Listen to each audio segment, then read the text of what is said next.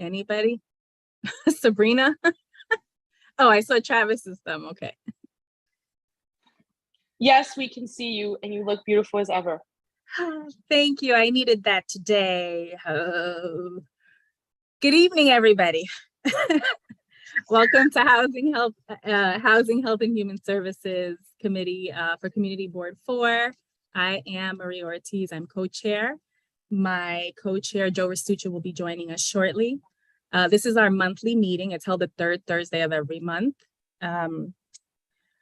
If you are not part of the e-blast, I always recommend for people to join so that you can get the e-blast, the agenda, the links for the documents for the meeting, and see what's going on in the community. This meeting is being recorded and it's currently live streaming on YouTube. It'll also be accessible after. If this is your first time attending this meeting, the three most important things to know are there's going to be different presentations. After each presentation, first the committee is going to speak and ask questions. Then the members of the public or the attendees will get an opportunity to speak or ask questions. In order to speak, you must raise your hand. The hand button is on the screen, I believe on the bottom. If you're calling in, I don't remember, I can't tell if anyone is calling in.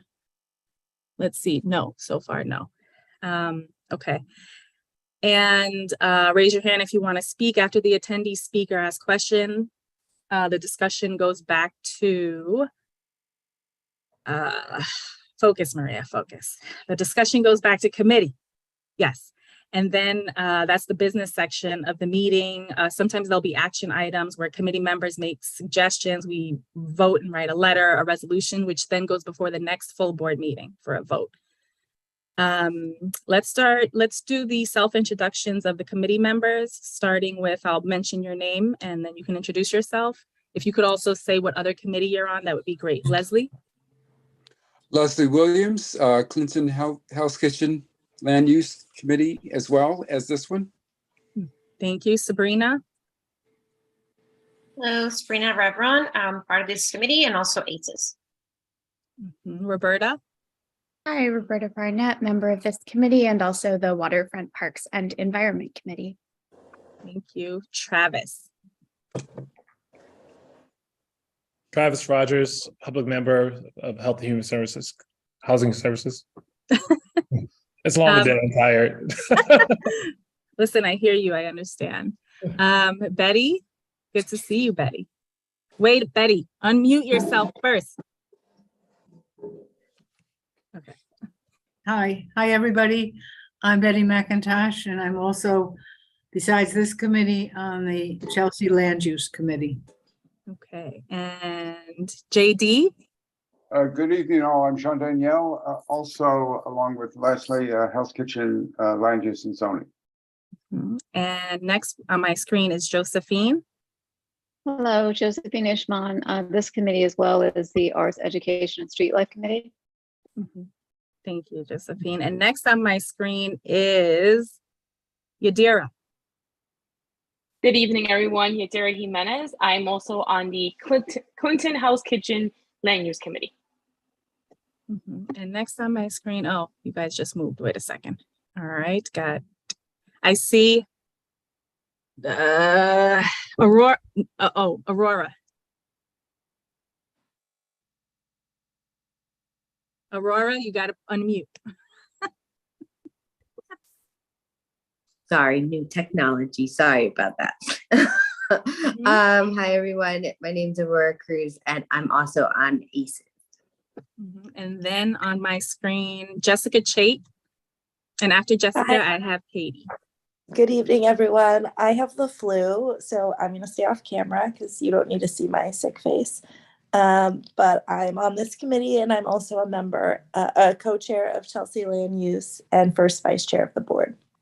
Jessica, thank you for being here, even with the flu. And Katie? Hey, everyone. This is Katie Stokes. I am on the committee, and I also serve on ACES, and I'm the co-secretary. And I'm off camera for a little bit, but I'll be able to join and be on camera in about 45 minutes. And Jessica, I hope you feel better. Thank you. And let me go next to the agenda. Joe Restuccia, my co-chair, did text me and say he's having some connection issues, so he will join us when he can. There are 4 things on the agenda. The first item is the Village Care Senior Living Facility at 510 West 46th Street. The second item is New York State Empire State Development request for proposal regarding the Bayview building at 550 West 20th Street. And then we're going to have a committee update on the Department of Homeless Services West 39th Street Temporary Hotel for adult families. The fourth item is old and new business. So let's begin with the first presentation. I don't know a lot of history about this issue, except that it's been ongoing for some time, since approximately last February is my understanding. And I see we have Daryl Hall, you're here from Village Care. Is anyone else here with you to present, or? No, just me. Okay. All right, so if you can just introduce yourself, your role at Village Care, again, give the location and what the issue is, some background. You don't have a PowerPoint, I believe. You don't, right? No. Okay. All right. And I am going to be taking some notes. So ready to begin when you are, Daryl. Okay, hello everybody. Good evening. My name is Daryl Hall. I'm the Program Services Coordinator at Village Care at 46 and 10. We're an assisted living facility for seniors. We're mandated by the Department of New York State. But why I'm here is we've been having an issue with on our property with our patio deck. We did a roof restoration in the summer of 2020, which we do a patio deck. And while we were doing that work, we noticed a building on West 45th Street that the facade of the building, the brick building, was an older building. There was brick missing. There was mortar that started to fall down onto our patio deck. That building's probably about 5 stories tall, 4 to 5 stories tall. So, and where the building's located, it's on the edge of, at the backside of our patio deck, and it's at the end of our handicap ramp for our seniors. And that is the main way they get down to get to the patio deck, because the patio deck's like a level below the actual second floor where they would access it from inside the building. When we noticed that, and it was during that time where there was a couple facade collapses and all the different building things happening in New York City, we decided through my administration to call the Department of Buildings to inspect to see if it was a safe location, because at the end of that ramp is where the residents access that area, but also that's the designated smoking area. So they're sitting right under that building. Long story short, the Department of Buildings came out, they deemed the situation to be dangerous, and they put a partial vacate order on our property for the back end of the patio deck. Because of the access point, and we didn't want the residents going down the stairs, because probably about 40% of our residents are on rollators, walkers. They really can't negotiate stairs that well. The Department of Buildings put a vacate order, so they pretty much blocked off a 30 by 30 foot section of the back patio, which that's right where the ramp released to the back patio. So they contacted the property owner of 503 West 45th Street. I'm not sure exactly. I know they put a violation on the building. Eventually, basically to lift the partial vacate order, the landlord was supposed to do specific repairs that was done by an outside engineering firm, and they made a recommendation and it had to be approved by the Department of Buildings. The property owner did not fulfill the entire recommendation list as prescribed, and the Department of Buildings has not released a partial vacate order. The impact to the residents, our senior residents, is pretty much this. This is really their only area to experience and enjoy the outdoors. And we have multiple tables out there with nice umbrellas. We do some we do a lot of events out there, and they really don't have access to that part, which is the 75% of the back patio deck. And this going on now where, again, we did the roof restoration in the summer of 2020, which knocked out most of that summer, but every 2020, they have not had access to that area. So if they want to go outside, smoke cigarettes, or even just get some air, they have to sit out in front of our building on West 510 West 46th Street, excuse me, I should have brought that up before. And they're just sitting there along the side of the building on the sidewalk. And it's, you know, it's kind of demeaning to them because they, you know, it's not like that's an area where you would normally sit. It's a walkway, it's a sidewalk in New York City. And it's just terrible. And the landlord, from, you know, he is starting to do some work now, but it's just up to the point of, you know, we're hearing he's not going to do the, you know, the right thing with the Department of Buildings, and it's just prolonged. Again, now we're getting ready to go into, you know, another spring, summer, and the way things are looking, depending on what goes on with these repairs, we're not going to be able to let them back because it's just not safe. So I'm here to A, let you know this, and B, see if we, you know, we can get some assistance with, see if we can get the situation rectified.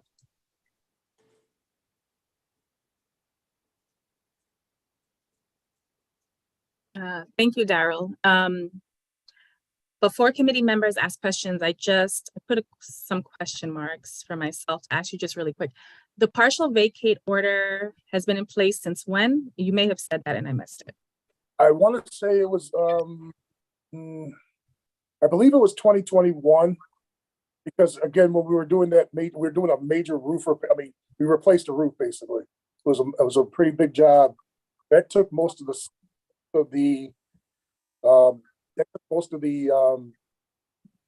summer of 2020 going into the fall. And at that point, when they vacate, I have to date on that, but it was 20. I believe it was 20. It started in 2021. It could be 2020. Since 2021, I guess in the winter or the spring. Yeah, I would say sometime around then. Yes. Okay. And then let me just see. I think that was my only other question. Oh, can you tell me how many units do you have in your building and how many residents? We have 84 apartments that are either a studio, and we have 2-bedroom apartments. And our census right now is at 86 people, somewhere 84 people. We can have a capacity up to 100, but right now we're at 84 to 86. Capacity is up to 100. Yeah, potential capacity. Okay, and then the landlord began work when, approximately? It was this past.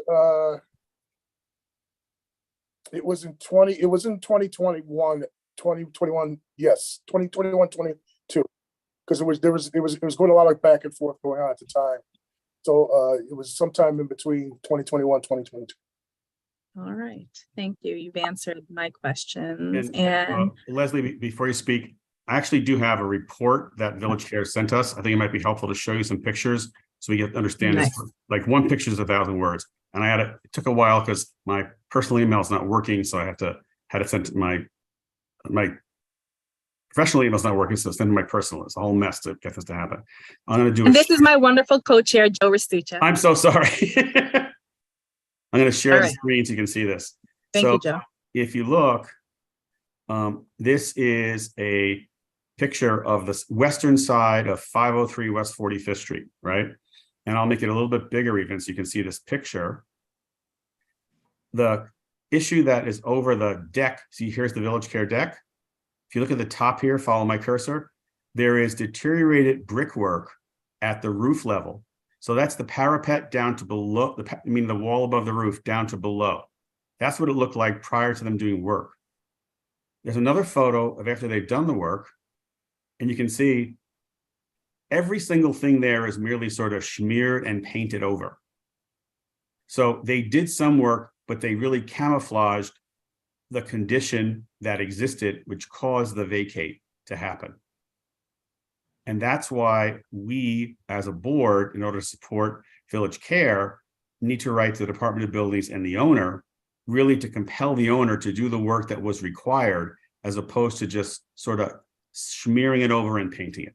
And I thought these two photos would help us understand why this vacate persists. Although if you walk by the building and you just look at it, it seems as if it's in good shape. So I'll stop the share, but I thought that was important for people to see. Mr. Rashid, can I just add one thing too? Even lower, more under that area that you pointed out, the facade under that area is actually buckling. I won't say buckling, but it's bowing. It's not flush. So that's another, because it looks like, you never can tell with these things, but sooner or later, it's a potential hospital. There were many more photos there, and I looked at them, and I also want to say, in my professional opinion, it doesn't look as if other things were as serious as this. And sometimes that happens, but if you properly rake out the masonry joints, point it, it retains stability. Like there's a hole in the cornice, they could fix that. There are things that look worse than they actually are, or there's something like this top of the parapet showed broken pieces. Well, that's every parapet in our district looks like that. But the truth is, in this case, it's the brick down to maybe like 3 or 4 feet below the top of the building.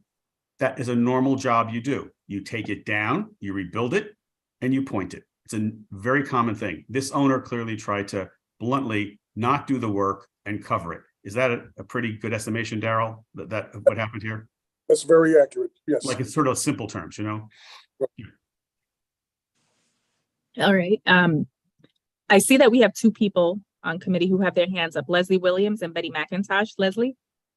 Yes, I have a quick question, Daryl. Thank you for the presentation. My question is, when it first started, did the bricks fall on your property and did they injure anyone? Was there any reports that were filed with the city at the time, or? No, it was never to that point. It was just the fact of, because we hadn't really been down part of the deck because of a roof repair we were doing, replacement. And it actually was my assistant. He walked down and he stepped on a couple pieces of mortar. And, we never saw that before. We wondered, where did this come from? And then we started looking around and we clearly, it was right in front of us. We looked up and we were like, oh, and you could see like the gaps in the mortar. You can see missing bricks. You can see, then he called me and I'm like, that doesn't look too good. Then I called my administrator. She came out and she said, why don't we, just to be on the safe side, call the Department of Buildings to take a look at it to make sure, we're safe letting our residents down here. Thank you. You're welcome. Betty? Yeah. I thank you for the report, Daryl, and Joe, the pictures. I'm very aghast that this has taken so long and that there are people who live there who can't go out to it looks like a beautiful patio with umbrellas and tables and everything. And it's depriving these people of their, right to have some air, and there's some 80 people.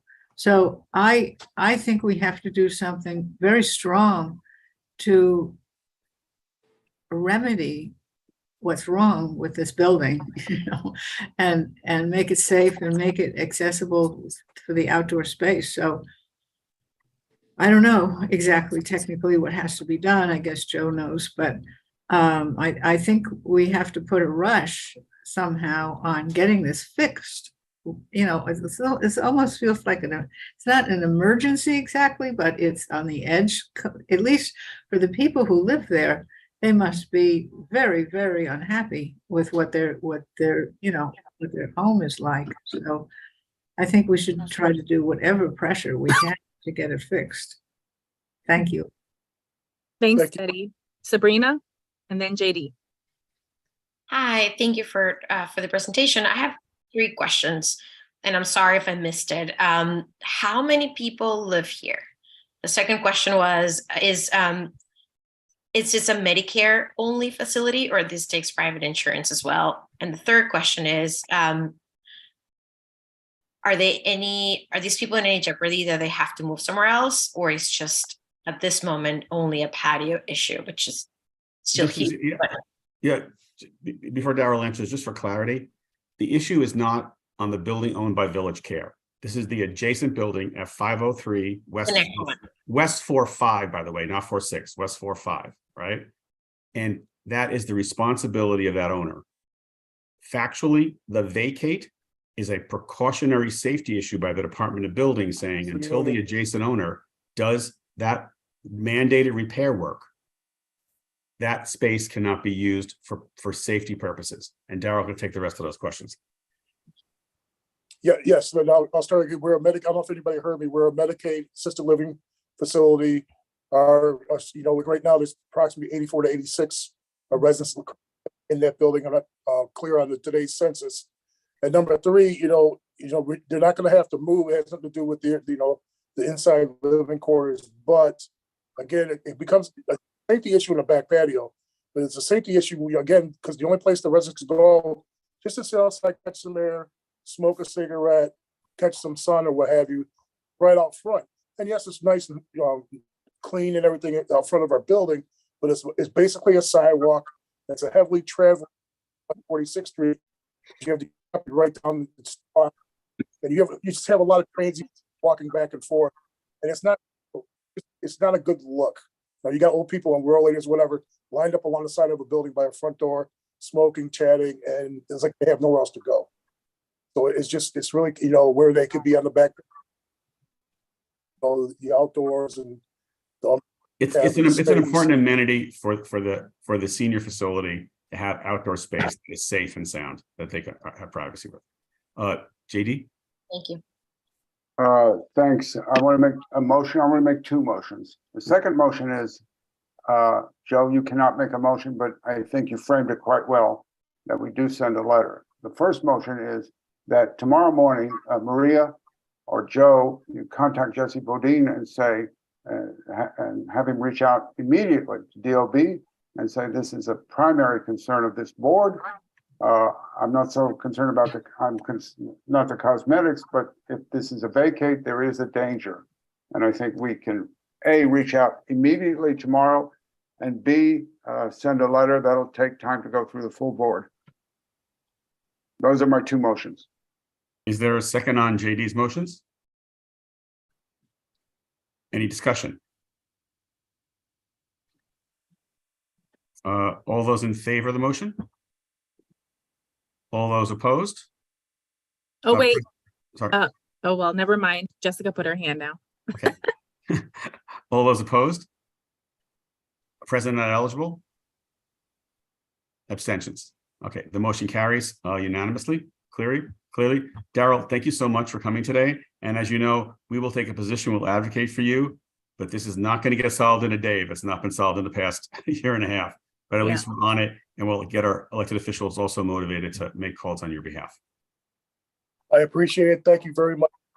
And help you can provide. We really appreciate it.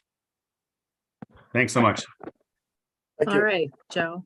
So I just need to ask Nellie a question because we talked briefly about, and DHS is here. We have Marika, which is great. And is it Haley. possible that we do this DHS item in a very short period of time because we have a heavy duty agenda, and I don't want DHS, and I'll question members of the committee. We have to have a very substantive discussion about Bayview tonight.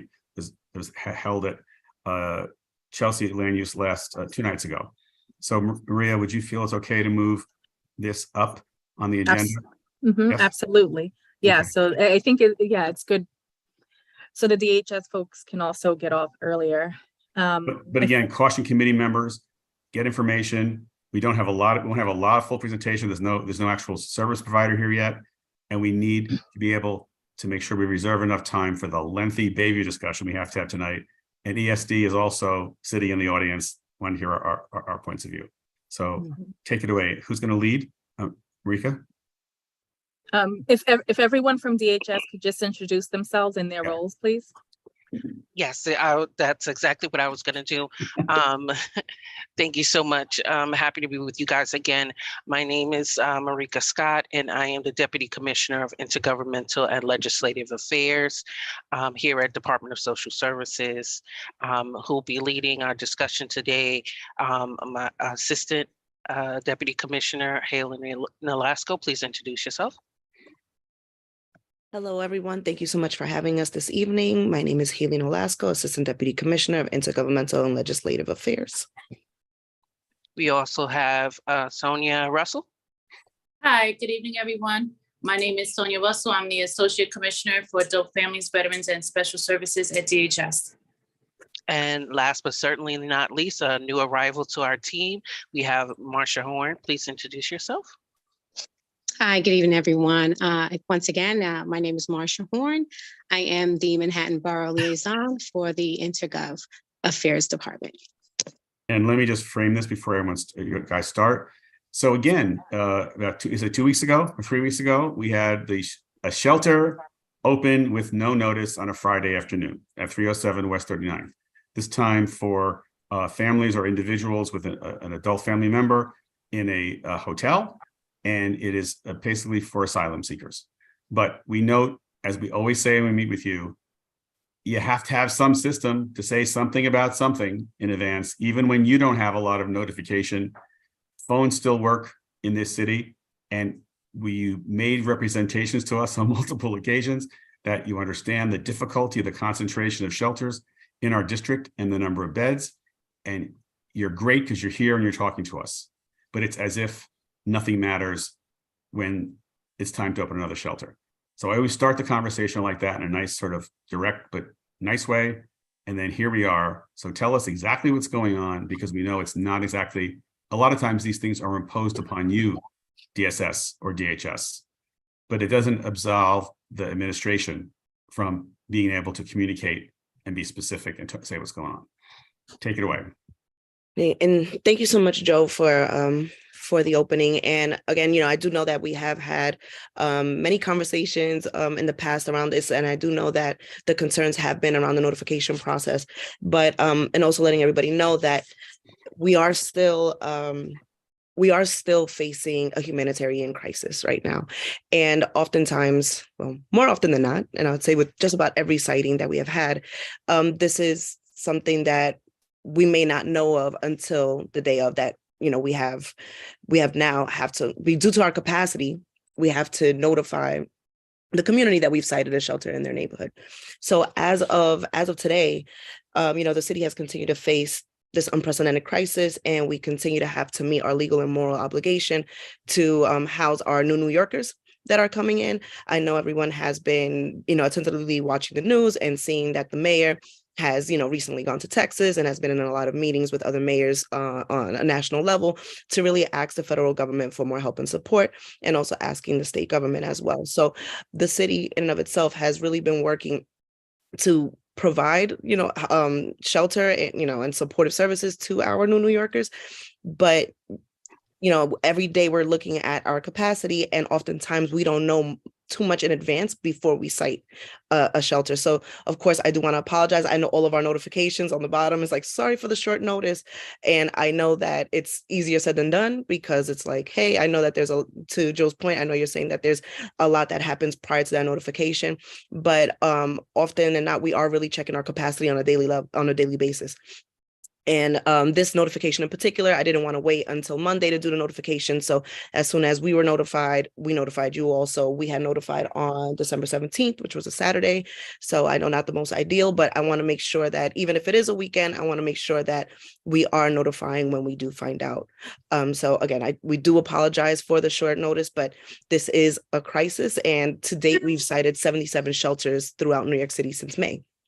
Right, Haley, can I just stop you for a second? There are a lot of talking points in there we've heard before.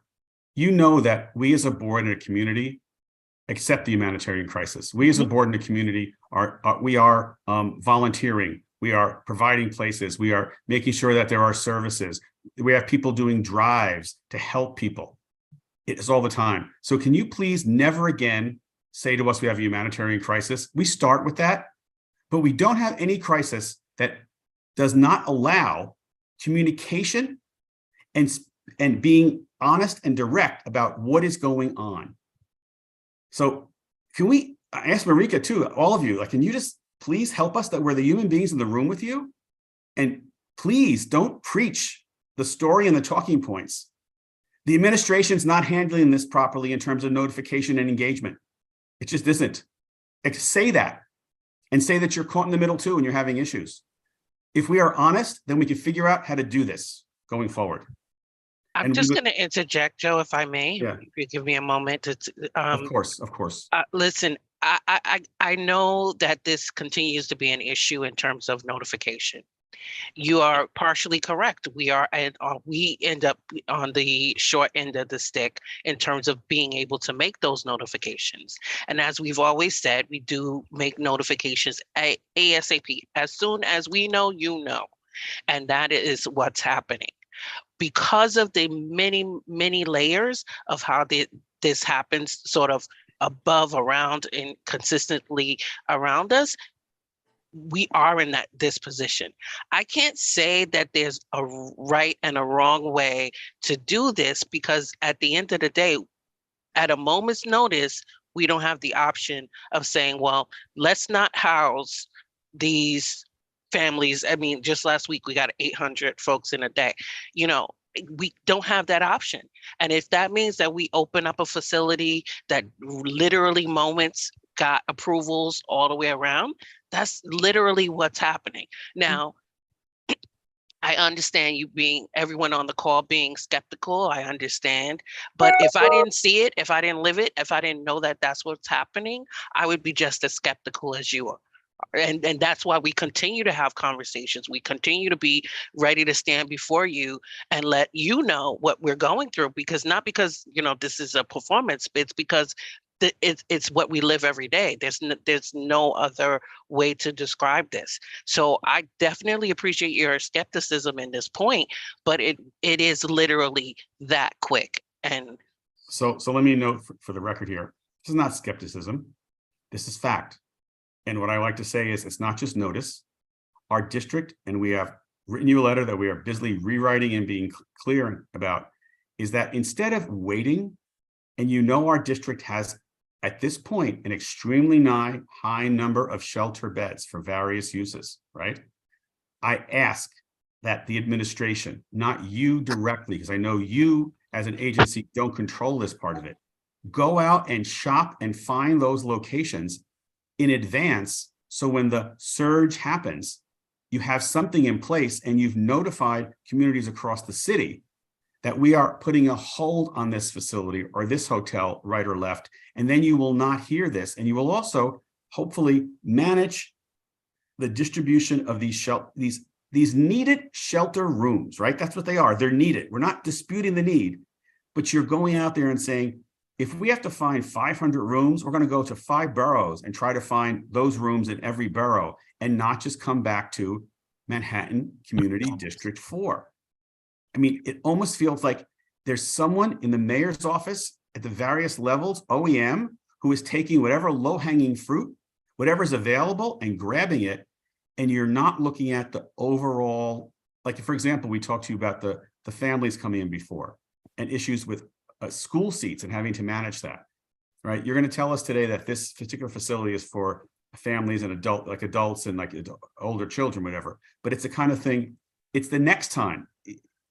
You've got to be tired of hearing and coming and be blunt, being the front person for the mayor's office handling this huge crisis.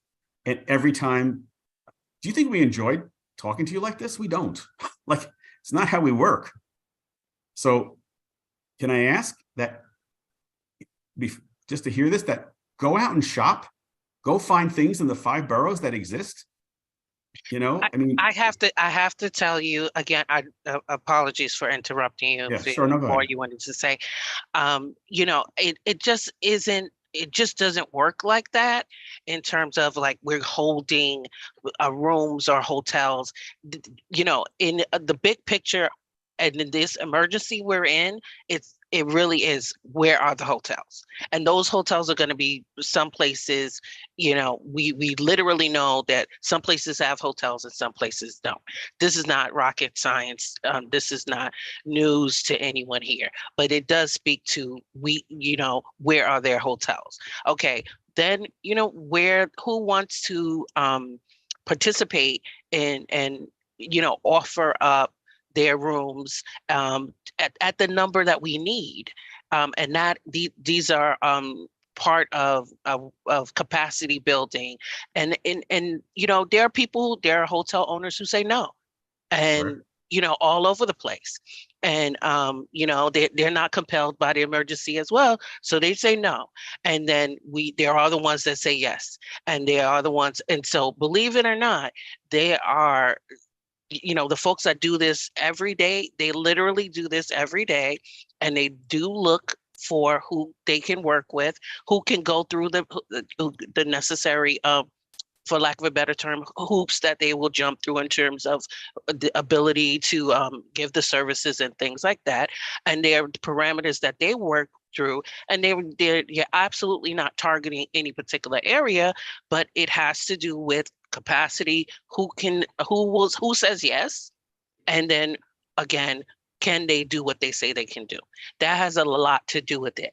Believe you don't have to, but we still engage in these conversations because as we do, as you said, you don't want to have this type of conversation with us. We take this back. We don't enjoy it, but it's certainly a part of what we have to do. And we have these discussions in our capacity calls. We'll tell them, listen, we had a call with Community Board 4, and they loved us. They wanted more shelters. No, I won't say that. But we will discuss some of the finer points here tonight, and it does inform. But that's really what I have to share on the siting issue, because we do know that you guys are frustrated. But it stands to reason that these are the folks that are working with us, and I see their hands, so I'll be quiet. We're going to take some members of the committee, but I want to note for a moment, and then we're going to go into this discussion. I want to note for a moment that, again, this location is in a known serious drug corridor with the highest rate of felonies in the city of New York. I'm not exaggerating, folks. Midtown South Precinct has the highest rate of felonies in the city of New York, and there is major drug enforcement on 8th Avenue, between 34th and 45th Streets. That would say to me, do not use the opportunistic grab of a hotel on 39th Street to place people who are coming seeking asylum. Yeah. It is not safe. They're coming from countries that are incredibly messed up, difficult governments, and we're putting them in a drug corridor where people are shot. So therefore, I say it is just not opportunity, which our district has a lot of. It's thoughtfulness. Go to Travis, Betty, and then JD, and then we're going to I'm sorry, but before we go to the committee members with their hands up, there's something that we didn't yet. I need some basic information about this site. So how many families are there? How many rooms? Like, what was the census? What's the demographic? What's the population? And the Thank provider. you, demo. Yeah, so I'm going to turn that over to Sonia. Can you please just fill us in on those? Yeah, just the basic. Yeah, certainly. So there will be 73 families at this location. And when I say families, that means all members of the family are over the age of 18. So it's called an adult family site because there are no minors at this location. And an adult family can consist of not only a husband or wife or domestic partner, it can be a mother with a daughter or her son, or a father with his son. It can be a grandparent with a grandchild. So when we say adult family, it's not just the husband, wife. It can vary, because it's a family member, but all of them are over the age of 18. And we currently we are at full capacity with 73 families as of this evening. How are the social services being provided? So at this current time, because this site is new, and as Deputy Commissioner Harrigan stated, we are working with a provider who has not yet been onboarded. So the Department of Homeless Services is providing the basic social services until such time the provider can come on board. We anticipate this happening hopefully within the next month or so, but we continue to have weekly conversations with HOGAR, who is the provider, HOGAR, and that stands for Housing Options and Geriatric Association Resources.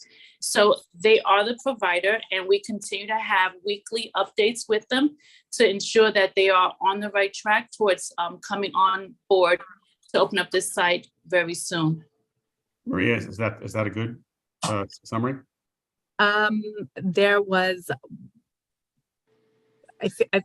I think, yes, I think there was one more question, but I can ask it when I remember it. And but so I we just have- want to note, we have done research on Ogar, and they have little or no experience in this area. And I know that you are have difficulty in getting providers. They have never done anything in this urban setting. They have very small buildings and what they've done.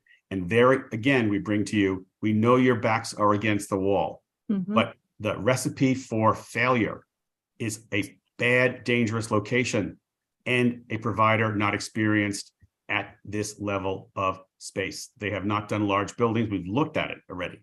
So we're obviously, Joe, we're very, very familiar with this.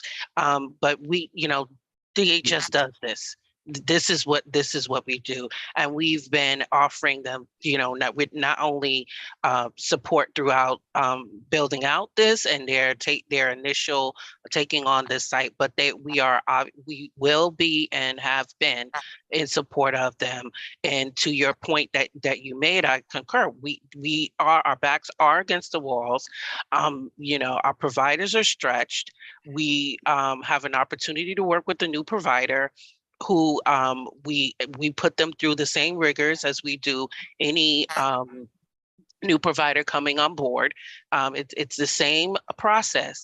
And then we also offer rigorous support for them as well. So DHS is we will keep them in our scope, as they say, and we make sure that they know, some of the things that you're going to tell us today that you told us, they're already about the area itself and flags to warn them of. That's what we do. That's how we facilitate, as well as showing them best practices, and that way, and building out through DHS support services as well. So, right. But a junior, not that experienced partner in this location is not a recipe for instant success.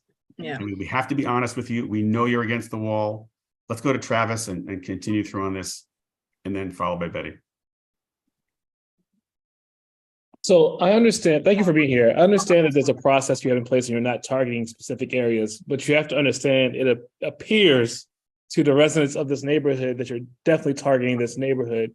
And given the fact that we're inundated with a number of temporary shelters and social services sectors in this area that have been depleting our resources here, is there a way to add to the process kind of a caveat that this particular neighborhood in this part of the city is overwhelmed with shelters, and maybe you might want to look to somewhere else before coming back to here for all the other variables, including what Joe mentioned about it being a drug corridor as well? I think at some point you have to deprioritize our section of the community. So we hear that often. I believe it or not, when we have these meetings, which we do have regularly, as Haley pointed out, we have 77 emergency shelters, and I won't point out any borough or neighborhood, but they all tell us the absolute same thing, that they feel targeted and that they feel oversaturated. And that is not to diminish what you just said. It's just to let you know that, the many neighborhoods feel overwhelmed, and some rightfully and some not so. But we absolutely are not targeting this area. And if in the larger scheme of things, when we are presented options and we're always telling the narrative of Community Board 4 and other community boards that really details us, like, this area feels saturated for them. But then it breaks down to, we have 100 families that came in today. We don't have an option of not housing them. I'm going to say again, I have to reject this false narrative one more time. Okay. First, we are not talking about he said feel targeted. Not that we feel we have a lot of shelter beds. Factually, our district does have, and we've given you maps of social services and shelter beds. Those exist. Those exist in a greater concentration than many other parts of this city. I understand when you locate a shelter in a district that doesn't have a shelter ever, or has one, that they're going to say to you, you're targeting whatever it is. That's not our case. Our case is based on fact, right? And our committee in total, again, understands that you have the legal obligation to do this without any question, and we support you. And we will say we support you, all right? However, We have said to you over and over, it's the overall number. I don't have this in my head because I haven't added on the last. We've mapped 57th Street. We have we've put these on. We're well over 2,000 again. We're back up to almost past the temporary COVID shelter stuff. Now, we're very happy because on 57th Street, at least HHC is actually running this, and it seems to be very well run, and they're being very responsive. We get into the problem. We don't want to recreate what happened with the temporary COVID shelters, that they're poorly run, not knowing how to be done, what kind of social services to provide, and then they begin to cause problems on the blocks surrounding them, especially when there are asylum seekers not familiar with our city. Young adults are a great group to prey on for drugs if they're coming from an incredibly, ripped apart social place. So we would say to you, anybody would say that opportunity should not be used here because that's a problem for this. So please again say it is not our perception, it's fact. Let's go to Betty and then go to JD. Yeah, I agree with everything that everybody said so far on our end. And I just have two questions. Is this facility having any extra security? That's question one. And are there things that the nonprofits in this local area could do to ease the occupants' lives who are in this facility? Well, I'll give the question to security to Sonia, and I think there's absolutely a role that some CBOs can play in helping get folks acclimated, and there's opportunities, and so we welcome any connection that you'll make. Sonia? So yes, the site currently has security on site that is also being provided by the agency, and Hogar as a provider will have the opportunity to bring on their own subcontracted security, but there will always be security at this location. And to Deputy Commissioner Harrigan's point, we do welcome the opportunity, and I will be more than glad to provide my contact information if anyone wants to reach out, and I can make that connection to you and the provider once they come on board or just start to have the initial conversations. Thank you. You're very welcome. JD, then Yadira. Marika, I'm mispronouncing your name. I think we understand the difficulty you are under, but I want to emphasize one thing. Please do not use the term a moral obligation. This is not a religious board. This is not a social service board. This is a community board. Our obligation is to make sure that services are delivered to the people of our neighborhood, and that includes the people who are coming in. Moral obligation, leave that to the religious groups, not to a community board. We have no moral obligation to take in thousands and thousands of asylum seekers. We are doing our best. Secondly, do not use the term, as Joe says, a community, a city in crisis, a humanitarian crisis. This is a community in crisis in that particular area. People are afraid to go out of their homes. People have been assaulted. It's the highest drug arrest in the entire city in that area. So I understand, Marika, from your point of view, but we are an agency of the city, a community board, and our obligation is to protect the people in our neighborhood and make sure services are delivered for everybody. You need to help us out by letting us know ahead of time what is going on and working with us and making us part of that decision making. I know maybe you can't do that, but Joe, Maria, I've had it. I mean, how many times are we going to go through this? And those people who live in that area, what do we tell them? And those poor folks coming into that dangerous area, having gone through what they've gone through already, what is going on here? Joe, Maria, what are we doing?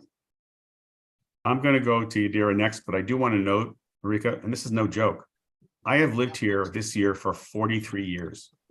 I will not walk down 8th Avenue between 34th and 42nd Streets at certain times of night It is literally too dangerous. There's random things happening. We have a gang presence on 8th Avenue in that area.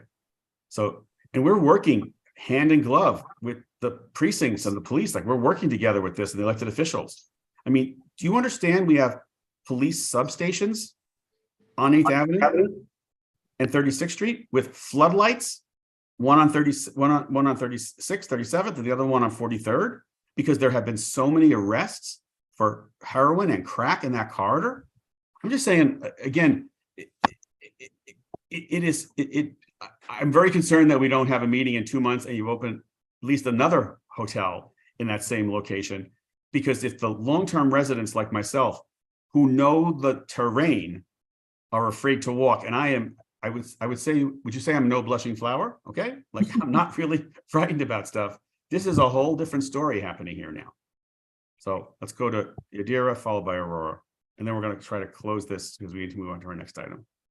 Good evening, everyone. I have to say, piggyback off of a few things. Number one, JD, I'm with you. I'm fed up. Enough is enough. I agree with everything Joe has said, and I have to thank Joe profusely for always just really having our best interests. The reality is that now our neighborhood is in crisis. I actually walked down from 42nd Street straight down to 29th Street in the morning at about 9 in the morning. And it is terrifying. So I don't even want to know what goes on there when it gets dark.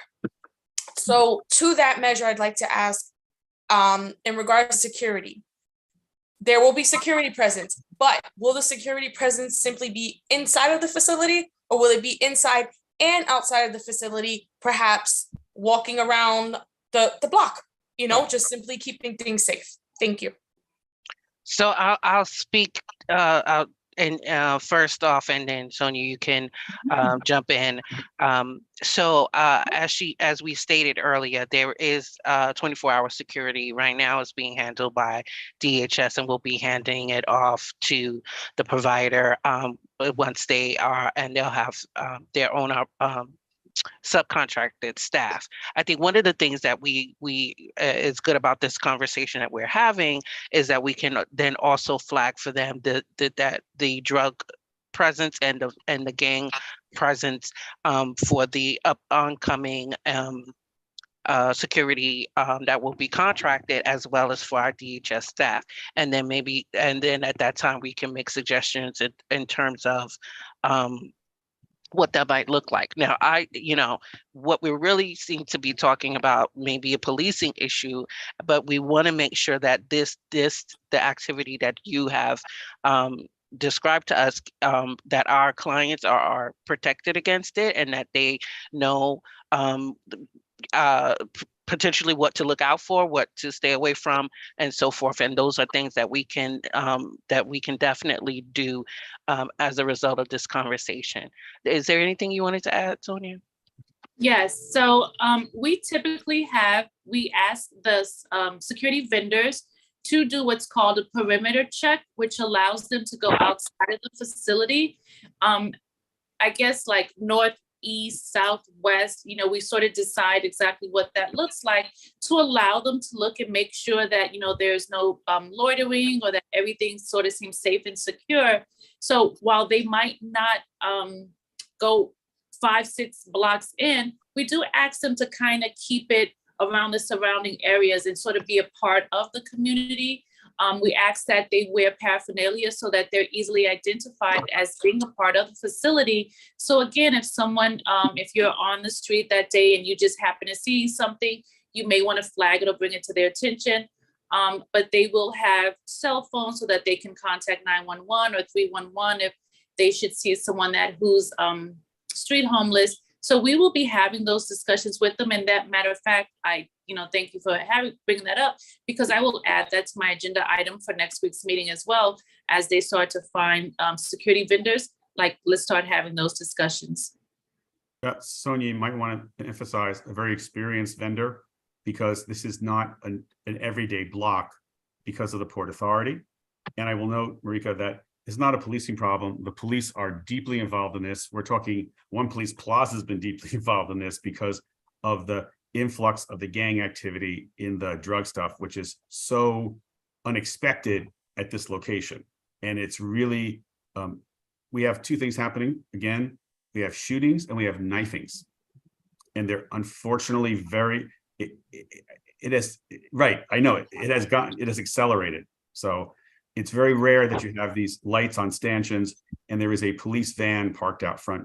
We're going to go to Aurora, and then Maria, could we bring over Brian Weber from the Midtown South Precinct Council, from the public? Hi, everyone. Thank you so much. Sorry for your presentation tonight and for just updating us. And I know it's hard to sit here every month and give us all of this information. I did want to go over something, and I think everyone has kind of touched on it, and it's just the idea of, I know you guys you can't tell us in too much of advance of when a shelter is opening, but perhaps what you can do is provide us with which sites you are looking at in advance. Like what you gave us some like criteria, but like what you're looking at in advance, so that we're not shocked the day of when a shelter opens, and furniture is being moved in and we haven't been notified. That would be possibly helpful. Thank you. Thank you, Aurora. Brian Weber, I'm sorry. Yeah, I was just gonna say I agree with what Aurora's suggestion was. I did want to ask, what day, I cannot recall, did the families actually begin living at the site? I have on my calendar December 16th, but I think it might be the 18th. So if you don't mind, I will be more than happy to get it more accurate, but it's either the 16th or the 18th of December. But yeah. Sonia, Friday. Sonia, I was just going to ask you, the day we found out, was it actually the same day they started moving in? That would have been Friday the 16th. Okay, unfortunately, I don't do the notification. That is with Deputy Commissioner. I work in programs, so I'm really just responsible for making sure that the families are identified. So I don't want to give misinformation, but I will definitely, I can give you the exact number, the exact date, but it's just conjecture at this point because I know it's either the 16th or the 18th. Unfortunately, I can't say for certain. Yeah, it must be the 16th. All right. And what do you have, Haley? Because I think. Thank you, Sonia. So just chiming in here for a second. So we notified on the 17th with the slow ramp up, and the family started going in on the 18th. Got it. Thank you, Haley. The other thing I was just going to say, the thing I just want to harp on is Joe's point about that we CB4 support you all, DHS, and the work that you do. It is meaningful work. I think I want to be clear. You already are, I believe, is that the oversaturation is the issue, right? And with an inexperienced provider or having short staff or not enough staff speaking the language, people and the asylum seekers also fall through the cracks. And that's also concerning, obviously, including the area that site is at. I know someone else has their hand up. I just don't remember who. Brian, we're up Brian over next. I'm sorry, yes, Sonia? Yeah, so what we have done as an agency for those shelters with the asylees, we have provided in-person on-site interpreters. So there's someone there. Typically, we try to run 12-hour shifts, like an 8 a.m. to 8 p.m. or an 8 p.m. to 8 a.m. depending on the site, to again allow for there to be someone there that can sort of help bridge the gap if there is a language barrier. We've also already started contracting with our providers while they might not be on site yet, but we have them linked up with the interpretation as well as the American Sign Language contract. So we are making those steps now to, as we understand that there are language barriers, to make sure that they have that as they start to onboard. Mm-hmm. Okay, thank you. Katie and then Brian. Thanks. So I know that we all have concerns about, how inexperienced this provider is, but as you mentioned, you've had to open a lot of shelters.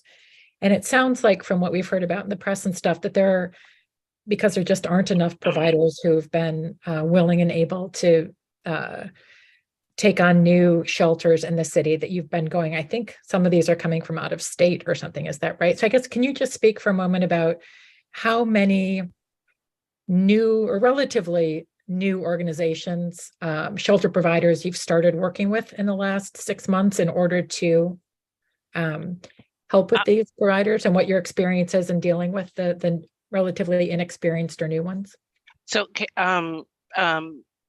we don't have those numbers in terms of specifics today prepared for this discussion. You are correct. This is a new provider, and your other points are also correct, that we are using, so we're now currently up to 77 sites. So providers are we are going to get new providers, but this is somewhat very specifically just like how when we have a new provider under regular normal circumstances, when we help stand them up, we help support them.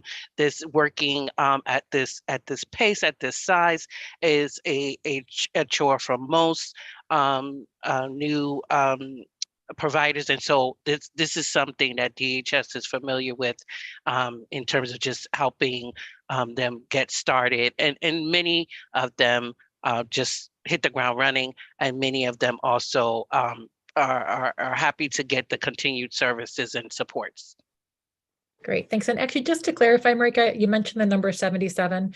So is it 77 new sites for asylum seekers in the last 12 months, or 77 in the last since May? Since May.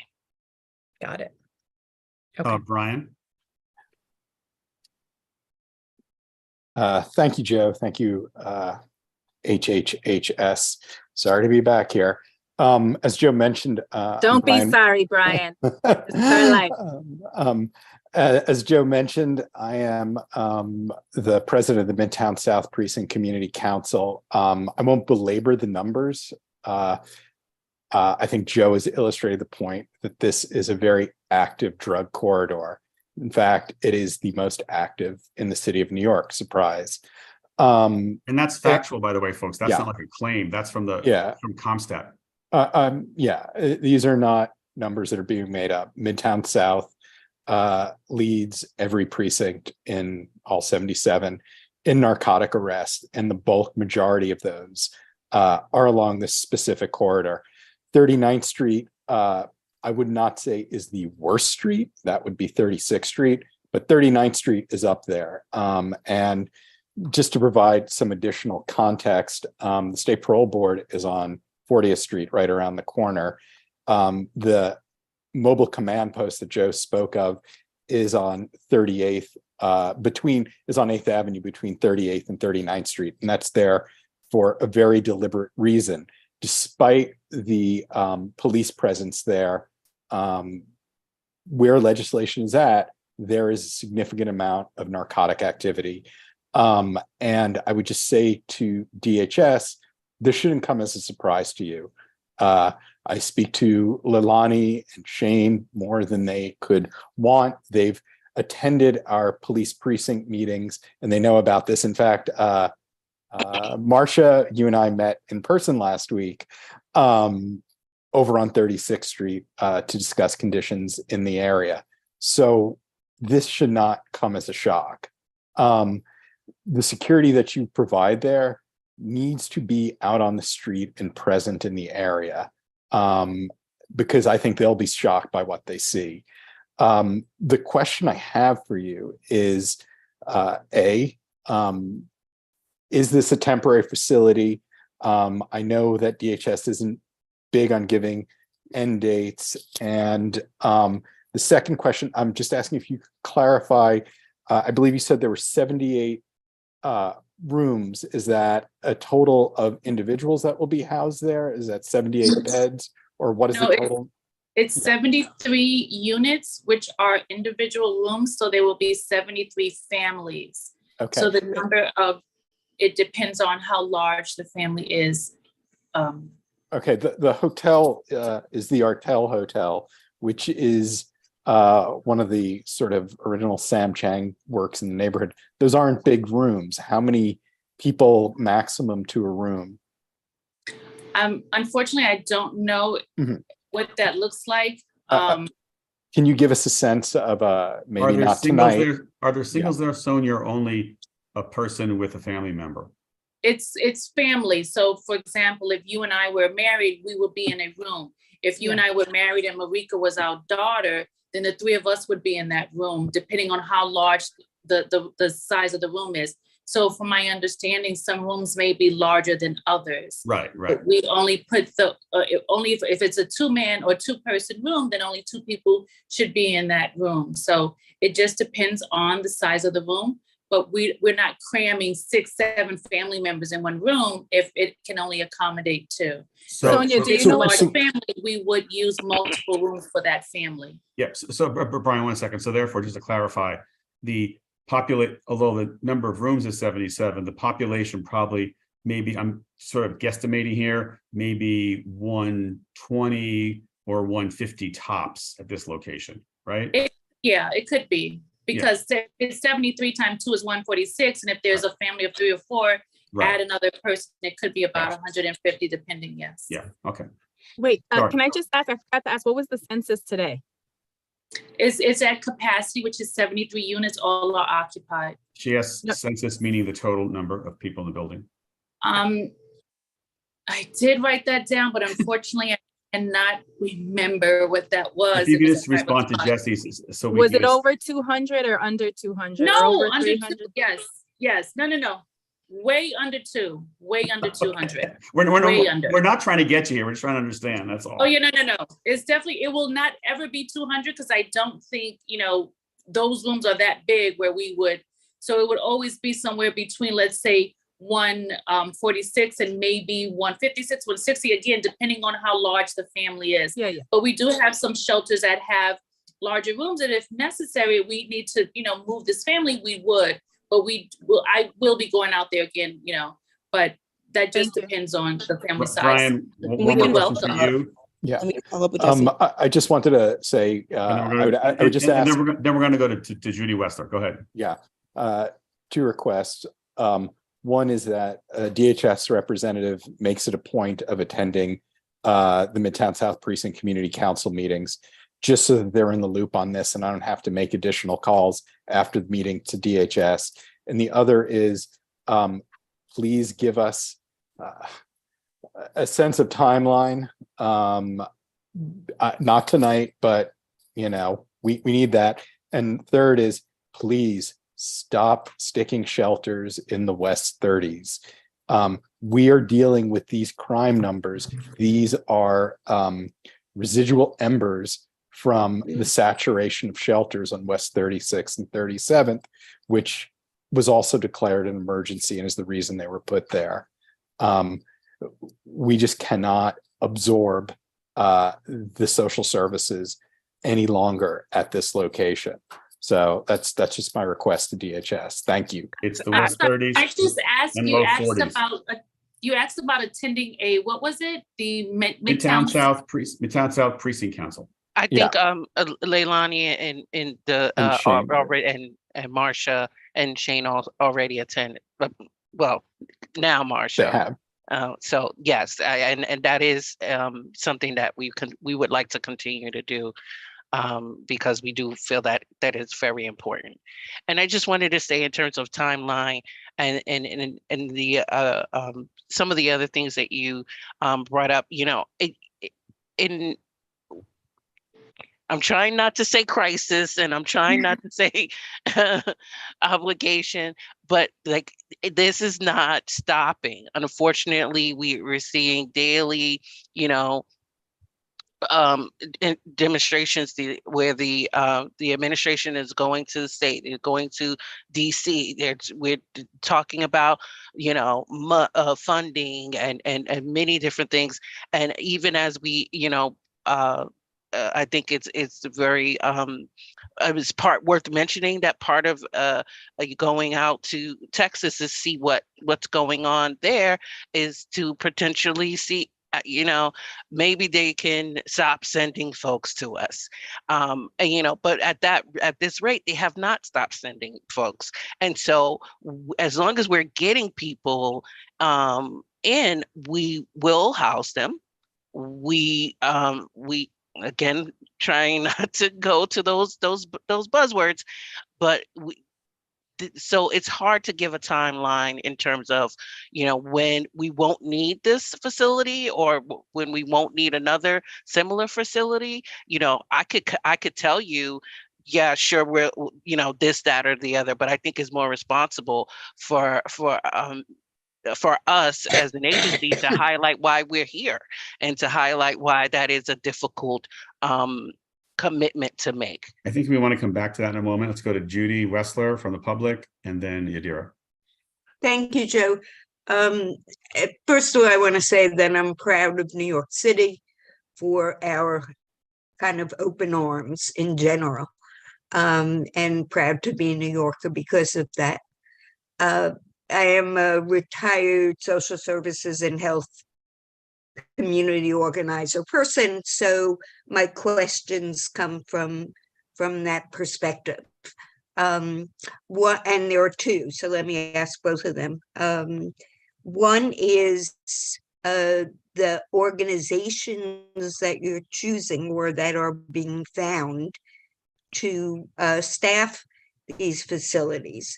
Are they culturally and language competent? Because many of the new arrivals are from Spanish-speaking countries, and my understanding is many of them don't speak English, and there are customs as well as language issues that are important to people.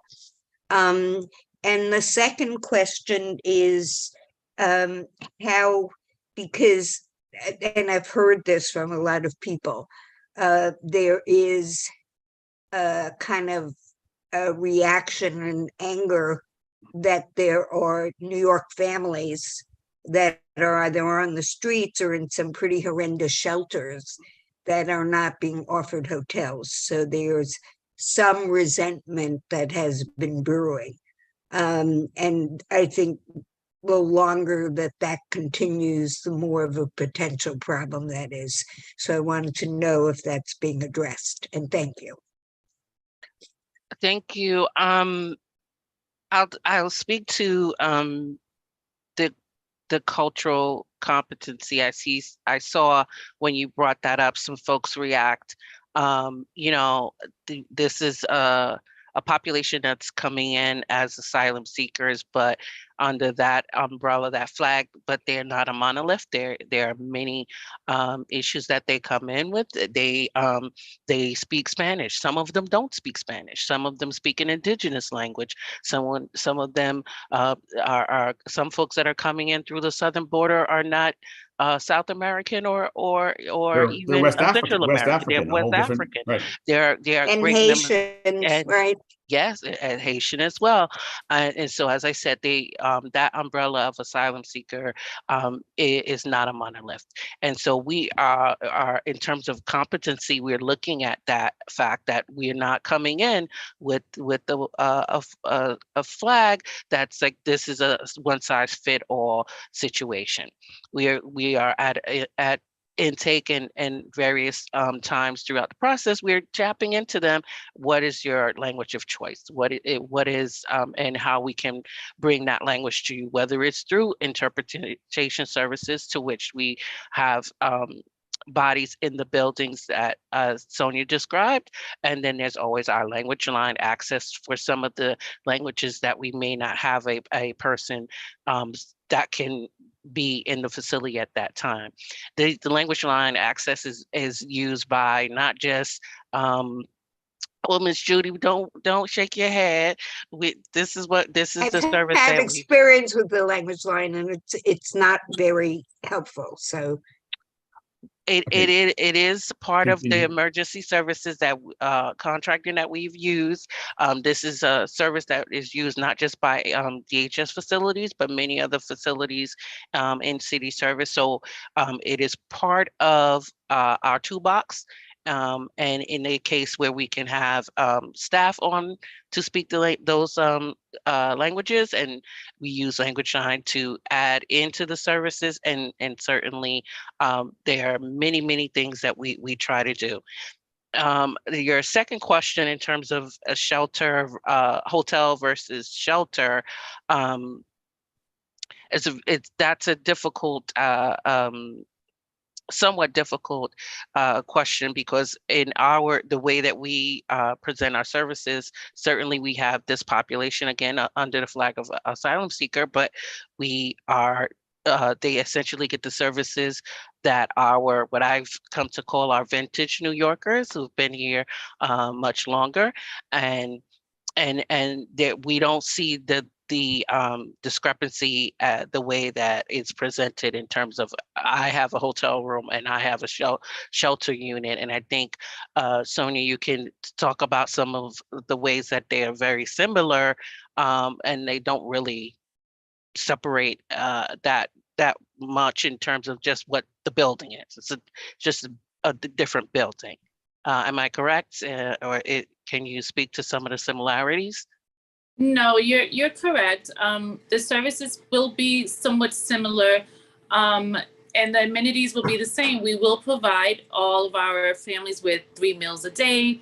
If they need any sort of special diet, we do have food vendors who can accommodate for special diets. If there's anything that they need, even again, while the provider has yet to be onboarded, we still make those accommodations and make sure that we are addressing their needs, even as of today. So similar to what Deputy Commissioner Harrigan stated, there really is not much of a difference, but the Language Line, as you mentioned, we have on-site language interpreters. If it's needed and necessary, we are quick to have them come out to the site as well. So we try to maximize as much resources as we can, including the HOGAR is committed to hiring bilingual staff as well. But if not, then we have those resources of the Language Line and on-site language interpretation. Just to remind everybody of the time, we're at 7:52. Yadira, and then Maria and I will try to sum this up. And also, if I could just quickly add, it's really important for us as an agency to ensure there's equity throughout our shelter system.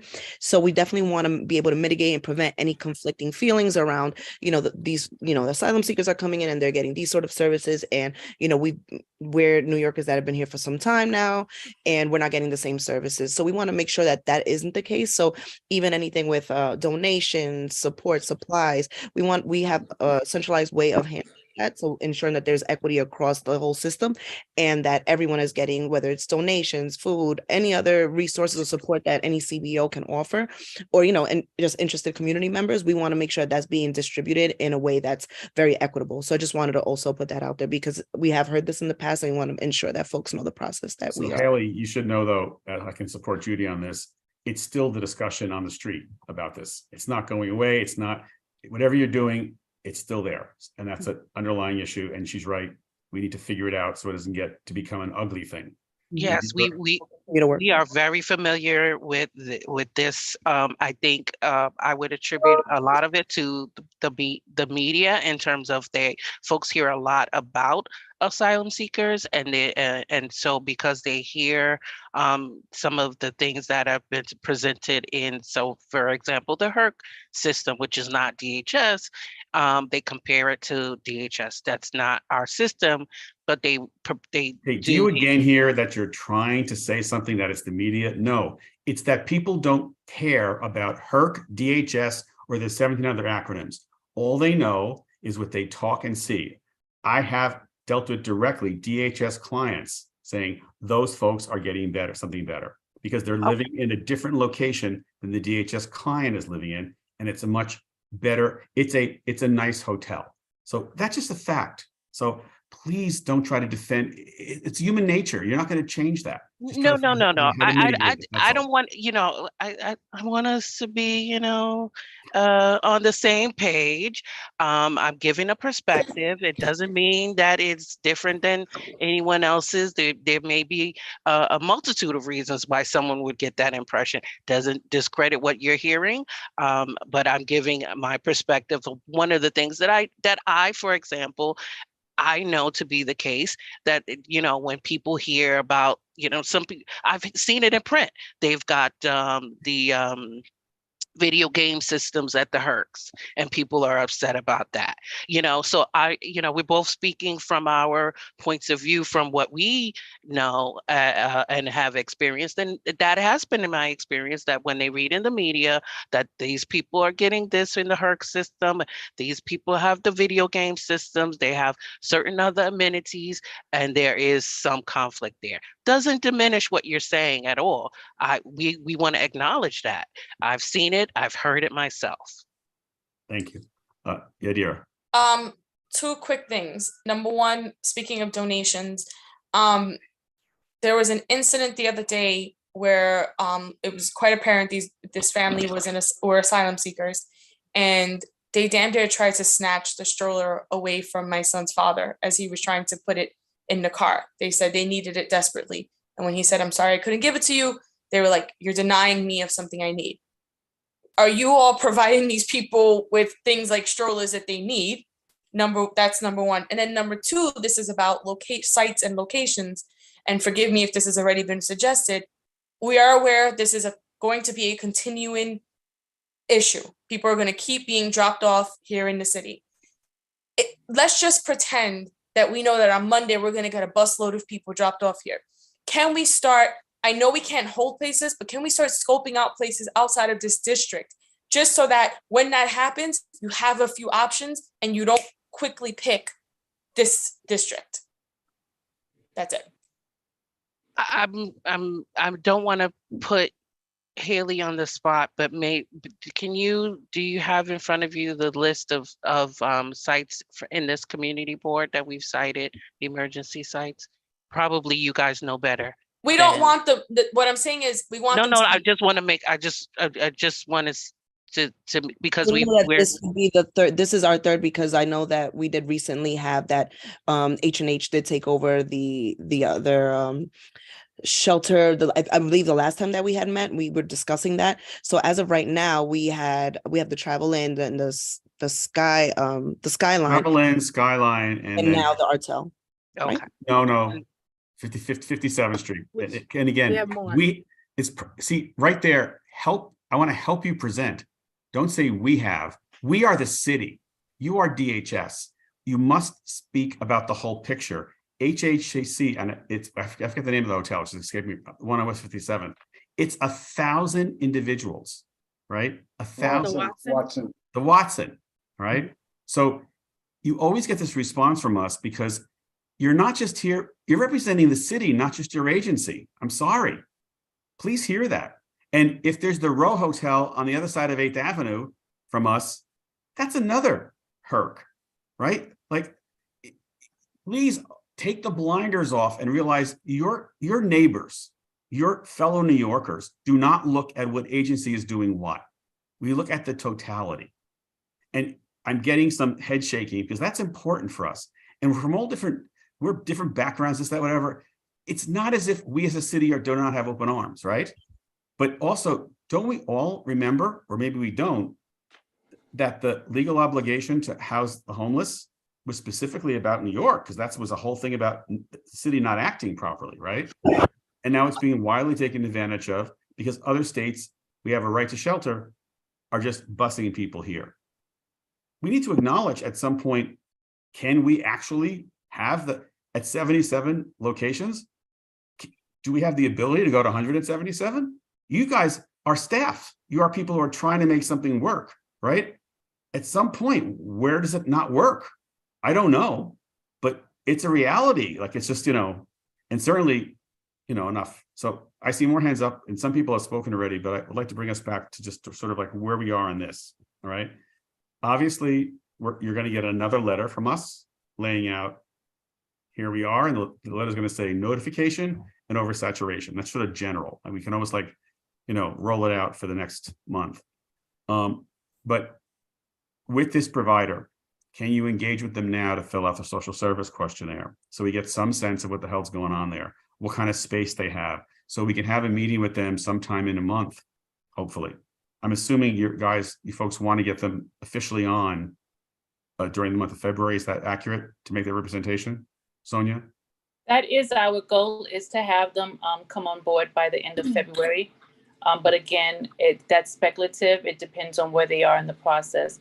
But I do have the PDF filler that Haley provided, and I can definitely speak with the provider and work on getting that completed and back to Haley. So therefore, let's schedule that. We're going to meet with them as part of your process and our process to get information, so get them educated and connected to things around them in this community. Because if they're going to be here for a while, even if they're not official, Marika, it's better to start some conversation at least, right? To engage and get going on this. The second thing, of course, will always end with, please don't do this again. And you will say, we have no control over it. We don't, we understand that, but we have to say this to you, right? Because from those of us who are like the furthest left to the moderate to the furthest right, we're all in the same position now of it's just too much to manage because it's not creating a healthy community. That's all. And the last thing I want to just note for the record, and I say this to DHS, at the same time you are doing this, on the other side of the equation, on supportive housing, my office actually runs supportive housing, as you know, right? We have 20 vacant DHS referral rooms that we cannot get people to get referrals at all. People don't show up, or my favorite, and I say this to Marika, this truly makes me insane. We have shared apartments. People will turn down a shared apartment, instead stay in a shelter. I really believe we would like to work with any one of the heads in this here to say, for asylum seekers, as part of the whole homeless system, the fact that we have vacant apartments is crazy when you are going out and renting hotels. And we really need assistance. And we tried many different ways. We're working with direct referrals, lots of different things.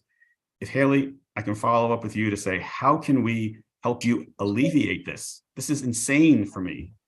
Yeah, can you when you email Haley, can you please include me on that? Because I would love to know where these 20 vacant apartments are. In our district, where you're getting rooms. So yeah, it would be helpful.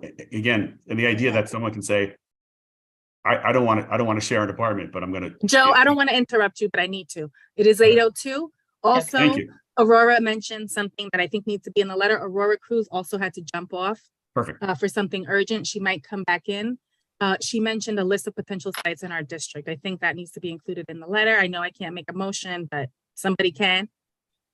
I think someone had their hand up though. Can I ask Roberta or Katie to sort of summarize what we've talked about, and then we'll pull that, into a letter? Roberta, yes, please. Or Katie. I want to end it. And Roberta, you haven't spoken yet, so go to you. So before you do, I sure. do want to echo what Joe just spoke about with regard to filling beds from supportive housing. I have heard from a provider just outside of this district, that they have had trouble getting access to referrals so that they'd be able to refer clients to supportive housing. I've been pretty frustrated just from what I've heard from providers who are trying to get people into supportive housing. I'm really supportive personally of all of the efforts that DHS engages in. Probably one of the more supportive people here tonight. I'm not nearly as concerned about the sheer numbers of beds that are being opened in the district as many people are. I have a lot of sympathy for what's happening, and I don't think operationally with getting people into permanent housing, it doesn't seem to be working very well. And I would just really ask that you do what you can to improve this from a bureaucratic and state capacity and staffing perspective. So now we'll entertain from you, Roberta, summing up of our whole discussion, because we do this all the time. It's your turn tonight.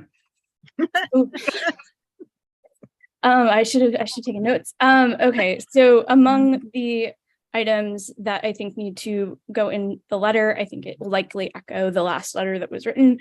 The first would be a request for some form of a proactive planning process to identify sites ahead of citing them. The request is specifically within the district because that is, I think, what we are able to control, though I did hear outside the district as well. But I don't think that's something that we'd be able to include. Additionally, there are concerns just about numbers and then specifically spatial concentrations on a couple of areas within the district. This includes the 30s and the low 40s that were mentioned this evening. Along the 8th Avenue corridor, yeah. And then I'm trying to think of other items, but I think that those were the two primary points that I did want to call out. JD? Yeah, I just want to add to what Roberta says, something about cooperating beforehand, working beforehand with the community or the community board before you cite these places, because the fact that you don't do your homework about the area is not beneficial to your clients or to us. So something in the letter, just to tag on what Roberta says, to say, work with us beforehand. So that's a motion from Roberta. Is there a second? Second by Leslie. I think we've discussed this to death. Is there any more discussion, anybody? Okay, so not a point of discussion, but if possible, it would be helpful to be able to read this letter a couple of days before work. I think we're not going through that again, but I will say we're going to send it out, and whatever we do, whatever is agreed to, I am going to make the absolute public request. If you are in favor of something, you're signing on to it, it is not appropriate then to try to amend it and change it further after you've been a part of the participatory process. So no problem. Everyone gets it, goes through it, does the sausage making of a letter. And then I'm asking committee members, that's the process. Unfortunately, we don't have the ability to write a letter while we're talking. The letter Leslie got it written afterward. I do apologize to members who did not get text. We'll do that, make sure this one happens in advance because we have enough time now. But then after that, please do not relitigate this matter that we've litigated tonight for a good hour. It's not appropriate for the board, not appropriate for your colleagues, and certainly not appropriate as members of the committee. And we're hopefully going to be out of the Zoom boxes one day so we can talk to each other and actually engage differently. And this won't happen so much. I think it's a function of our little Zoom box. So I'll call for a vote. All those in favor of this letter motion? All of those opposed? All of those present not Sabrina, opposed? Opposed? All those present not eligible? Any abstentions? Okay. Thanks very much, DHS. Can I just ask one question? Yes. It's just quick about information that you might be able to provide to us, DHS. I think it would be super helpful. You've talked about the 77 sites that you've opened since May. And I know that you've opened 3 of them here in our district and you've opened lots of others. I think it'd be super helpful. Could you provide to Jesse, and then he can get it to us, just sort of like what boroughs or what community board districts all of them are in? And if there are numbers, like there are 77 sites and 9,000 people, whatever the numbers are, just so it helps us understand. Yeah, we don't need addresses. We just need like by community districts. Oh, exactly. No, I'm not asking for addresses. Just the numbers. That'd be helpful. Thank you. We can more than likely do a borough by borough, which will show you that. I think that will be a profound. Why wouldn't you do it by community board? That's one of that's a city. Because we don't have that information by community board, and for that's frightening for you to say.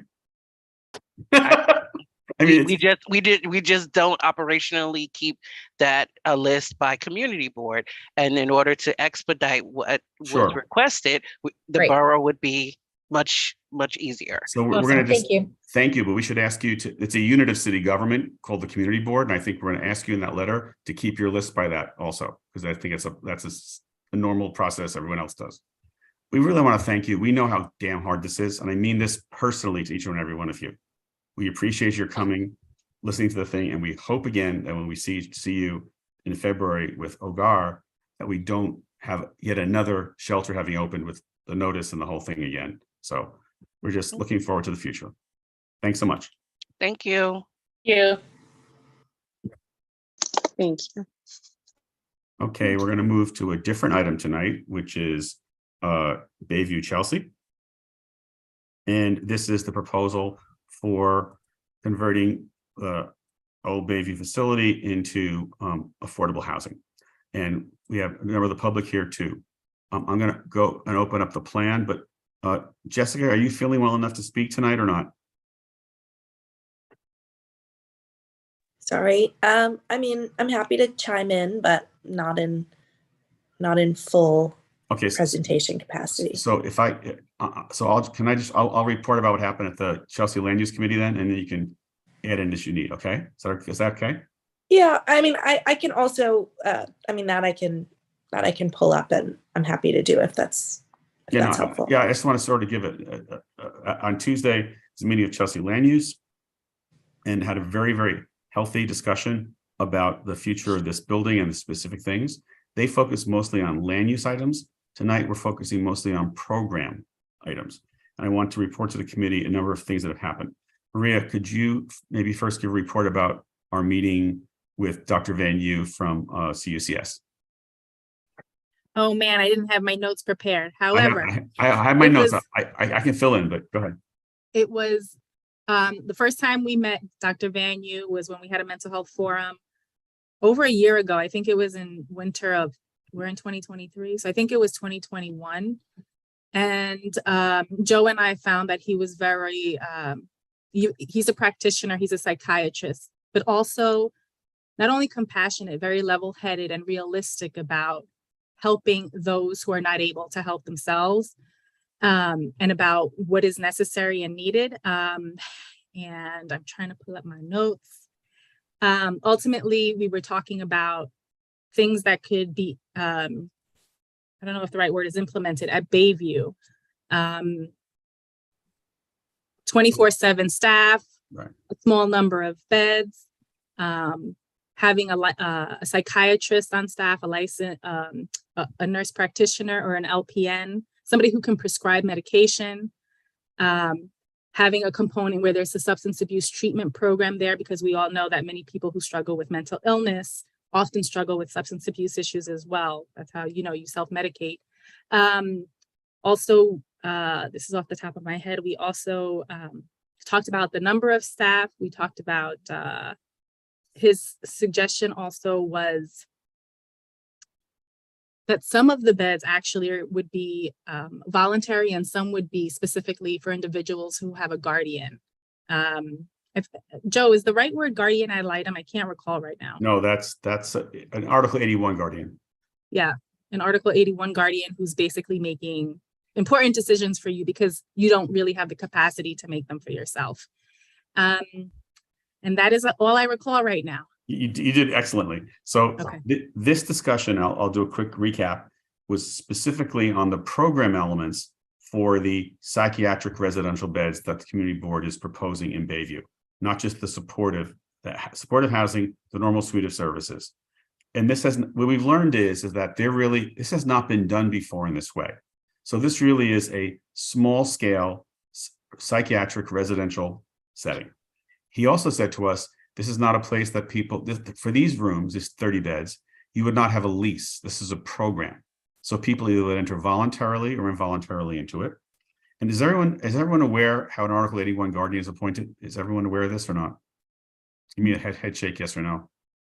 No? Okay. So somebody who has a mental illness, a social service agency will go to court and actually go through a whole proceeding, giving specific evidence, background, psychosocials that indicate that this person is incompetent to make decisions on their own. It's very rare. It happens, I can say in my experience, maybe 5-6 times a year I've ever dealt with it. And it's for people who truly have been in some sort of setting and have not been able to succeed because they will not medicate or they will act out in violent or destructive ways. So it is not a light thing to do, and it's a very serious matter. Guardians are appointed, usually there's from a social service agency like JASA, for example, has a guardian program. There's about 7 or 8 organizations in the city, and these are people who really are doing incredible work because they are working with very difficult people. They're managing their finances, and they're managing all the both, and they're all their medical needs.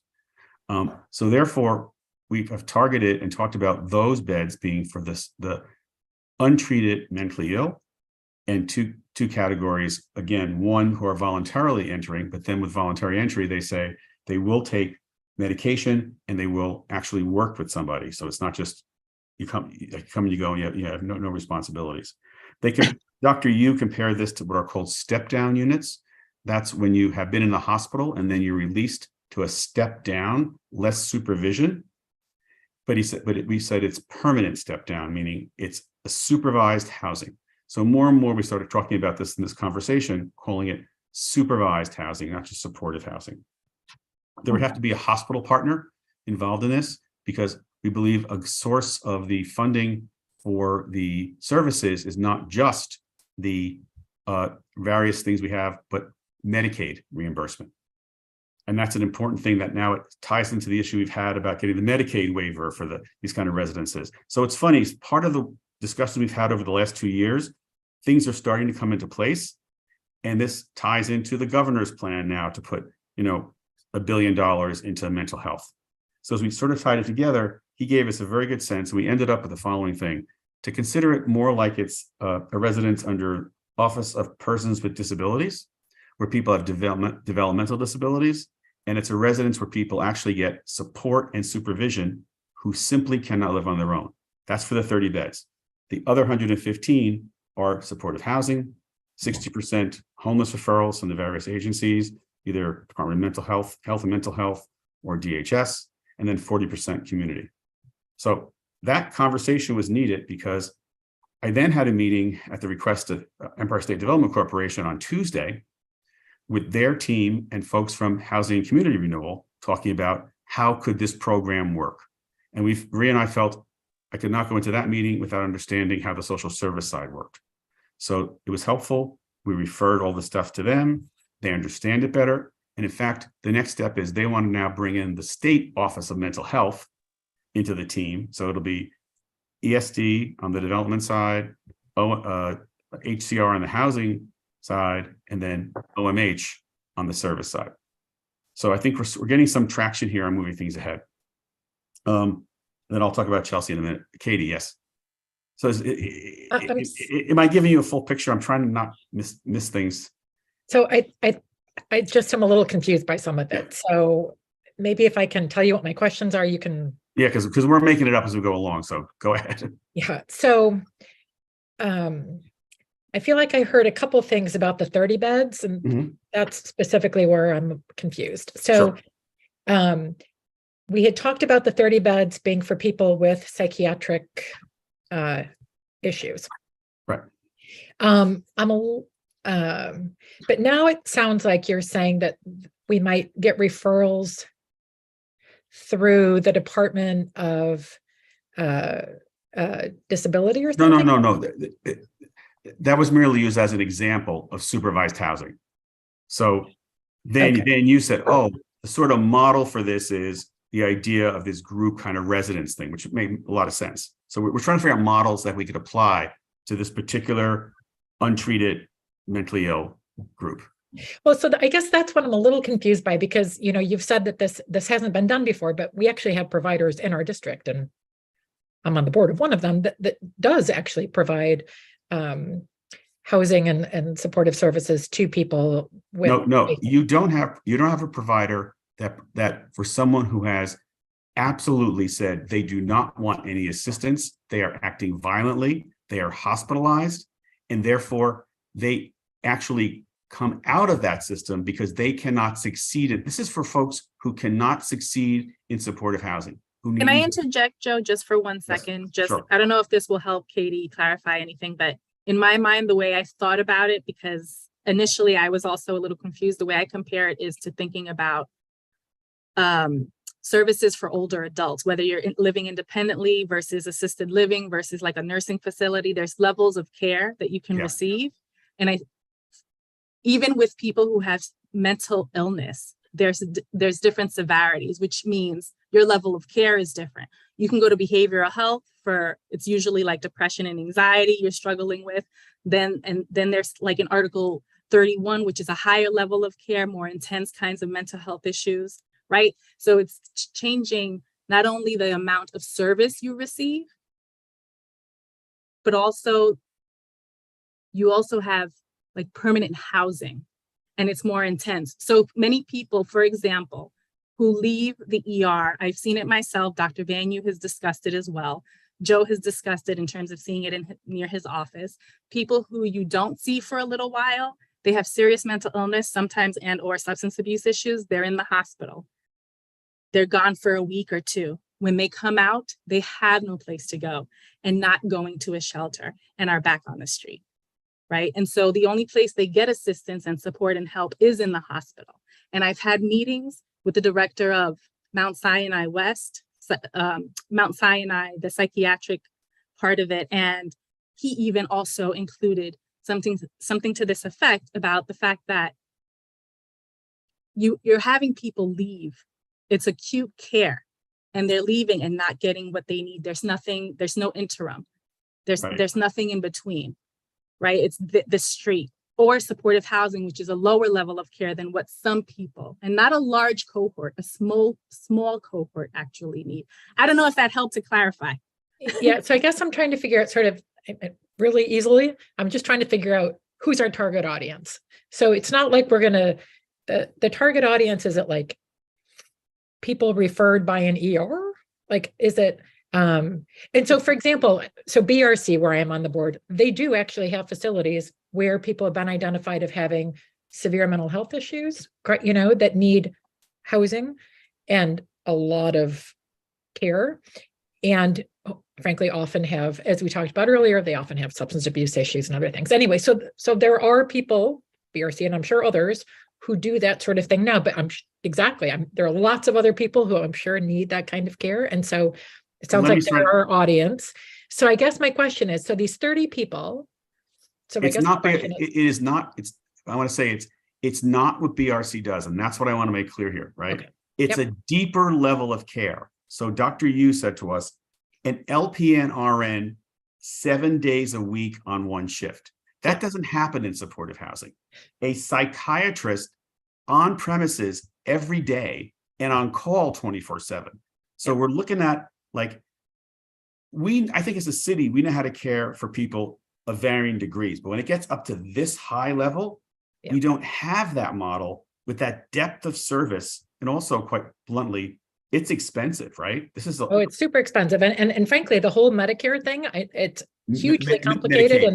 And anyway, so, and I can let you know later on about what BRC does do, and they do have those people on staff. But I guess my question is, where are we going to get these 30 people from? And then you also mentioned earlier that they might have not guardians assigned. Yes. We're not talking about, though, like housing for the guardians.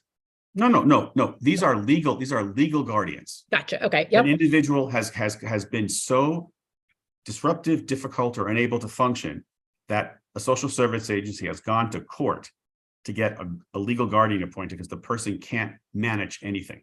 And by the way, as Dr. Yu said to us, this is not the huge group. This is a smaller group, but these are the folks that, for example, I have folks who cycle through Clinton Housing, supportive housing, and were dangerous. And, we went to housing court, got a guardian appointed, and they still wouldn't listen to the guard.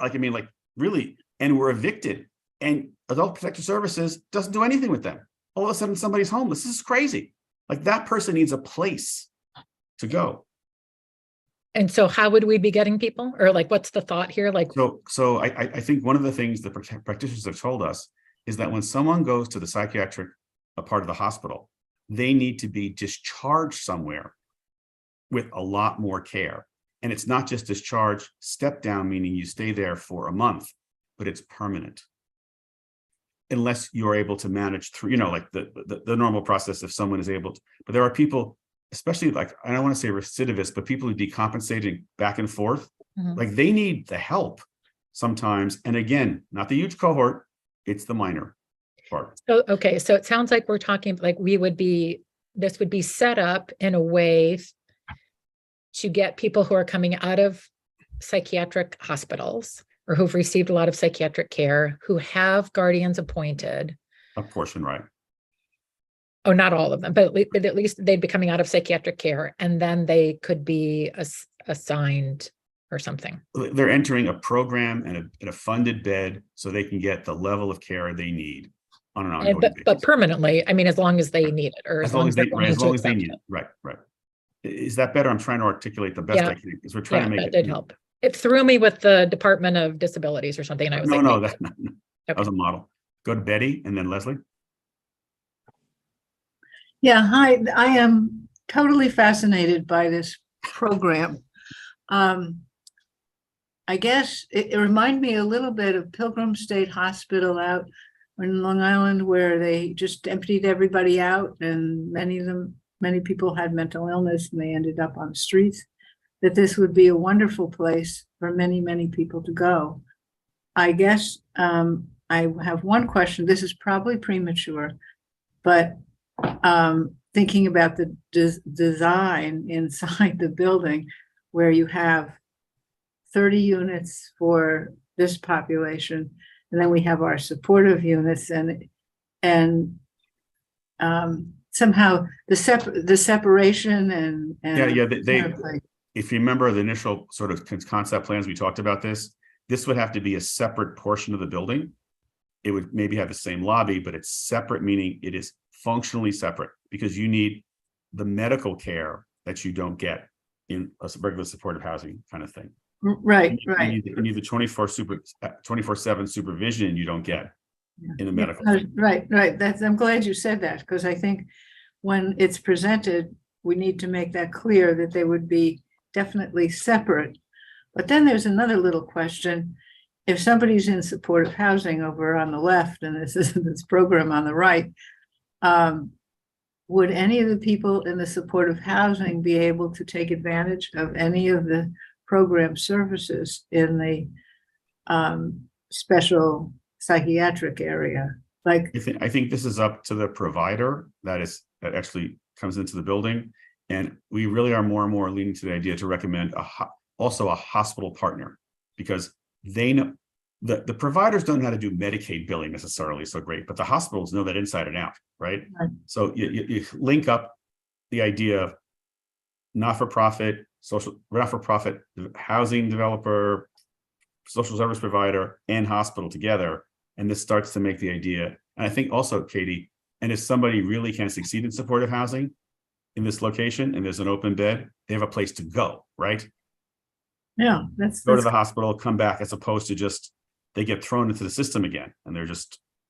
I mean, I think that the connection or interaction of the two kinds of facilities could be emphasized or could be beneficial to everybody. So I think that's another way of presenting it too. Anyway, I think I'm so glad you talked to the psychiatrist and so on. So also, you should note that Dr. Van Yu did follow up and said that CUCS and other providers are interested in talking about this further, and they're willing to talk to ESD and HCR about it. So it's great to that's have. Great. Like great. We're just like pushing it along, like because they know this better than we ever could know it. Leslie, followed by Roberta. Yeah, two brief questions. One is, you said, I thought I heard you say that there's no leases involved for those 30 people, right? Right. It's a program that you're in. Right. And so also, is it that the individuals, the 30, don't actually leave the facility, or do they have the ability to leave the facility? Oh, no, of course. Yeah. I mean, in and out, transitional kind of thing? Leslie, I think that would be something that medical doctors would be involved in, meaning, there are different levels, right? If anybody, if someone is in heavy decompensation, they would probably be worked with to get be steady, able. But I think the majority of people would be able to come and go. But again, it's a program, right? So there's going to be a pile of rules you don't have in supportive housing. So I guess the 30 people, the anticipation is they probably would be permanent residents of the facility going forward. Right. and not just cycled through to the next, churning program. Got it. Roberta? So I'm trying to best understand how this board or this committee could be most helpful in helping to identify something like a hospital partner. Is the goal to speak to like community partners that we've worked with or had positive experiences with ourselves, to crowdsource knowledge, because some of us are either our practitioners or policy folks? I guess, how do I best answer the question or the prompt? Right. So one of the things is we're on a timeline moving toward an actual RFP being issued, right, in March. Discussions continuing January, February, the board taking a position in February. I think what we're doing is going to those practitioners, engaging with them. So this RFP gets written. So it'll say, maybe the RFP will end up saying, and we encourage a hospital partner. But in the meantime, we go beat the bushes, right? To say, go to Mount Sinai West, Bayview, to have programs to say, would you be interested in partnering with someone in this kind of RFP? I mean, I was very encouraged that CUCS writes back saying we're very interested. And in fact, if this proceeds, we'd like to actually partner with somebody. That was a great thing to hear, right? Like, people engaged with this is difficult work, right? It's not just the regular supportive housing, let alone it's renovating this very complex historic building in a flood zone, right? Another part of it. Hey, can I add something, Joe? Yeah. Just some interesting history. Roberta, I'm sorry, am I interrupting? No, I will chime in once more, but I'd love to hear what you have to say. It's from a text message. Now, let me see, how do I summarize this well? Can I just read it? The building in a way is supportive housing in spirit, because sale proceeds supported supportive housing at other locations for seamen. Oh, so when the building was sold from the Y to the state, they used those funds for housing for seamen, because remember, this was the Seamen's Y. We call it Bayview, but it was for merchant marines and sailors. Yeah. So I think part of our work here, That's interesting, on our side of the equation, is discussing this. Now, I'm assuming that the rest of it, the 115 units that we've talked about, that's supportive housing. That's the standard varying degrees of support that are needed. But it's people who can live independently. That's the issue, right? Independently. Our normal model that we see all over the city in our district. Can I just get a nod? People are still totally on board with that element of it, right? The normal support, the regular supportive housing. Yes. Nods mostly.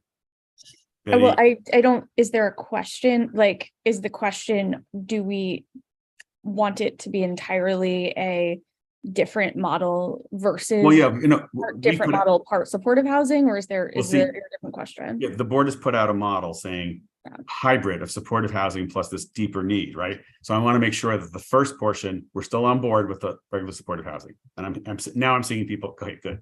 And now, Joe, good. Now sorry, just very briefly. Yes, and at Chelsea Land Use, we had made a recommendation that all of the units be 100% affordable, recognizing that we don't know if the respondent to the RFP is going to make any, be interested in perhaps building on the space. And while we have recommended including language that would significantly limit that, which I can also share with you all if you're interested, but nonetheless, we had strongly recommended that 100% be affordable, permanently affordable. Permanently, yeah. And we've gone back, and the state, the practitioners, meaning HCR, said we can't say that, but the answer is this is a political, back and forth about the future of this very complex property. And so the Chelsea Land Use Committee 100% said, that's it, 100% affordable, 100% permanently affordable. We, as part of the Housing and Human Services, have said, as part of the Affordable Housing Plan, it's supportive. And then we began to insert this idea of these 30 beds for the deeper need, right?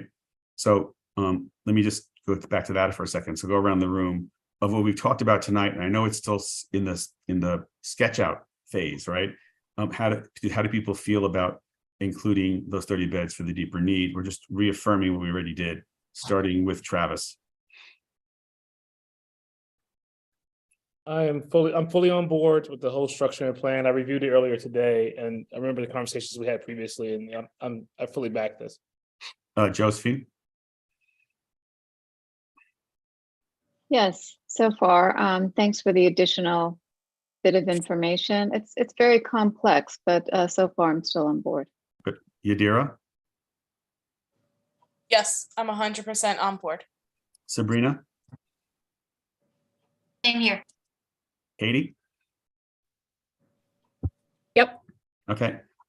Roberta Definitely, absolutely. and Leslie. Definitely. Okay. Did I miss anybody? No. Oh, Pete. Yes. Pete. Yes, I'm on board on this one. Okay. So, it's interesting. Like, we're trying to figure out a way to make something. I want to take us back like 25 years. This is the conversation that was had about supportive housing, that you could not do this. And we had to go through a lot of process internally. Our board had some of the very first supportive housing developments in the city. We considered, even though it was across the street, the Times Square Hotel, 652 supportive housing units. And our board endorsed it. And that was a big discussion. And then 22nd Street, Fleming House, 300 West 46th Street, Clinton Housing did big questions about supportive housing, and our board came on board with it. So I think this is a new idea, and it's a version of supportive housing, which we're kind of tentatively calling supervised housing. We're trying to figure out, give it a name, right? Because you got to give it some identity to it. That helps us move to help the population that is in the most desperate need now, that there is nowhere between. All the supportive housing providers I've talked to, they have said, we need something with a deeper level of services than is offered today. It just does not work for some people. And they're not the majority, but boy, the minority sometimes cause the majority of issues, this kind of stuff. Roberta?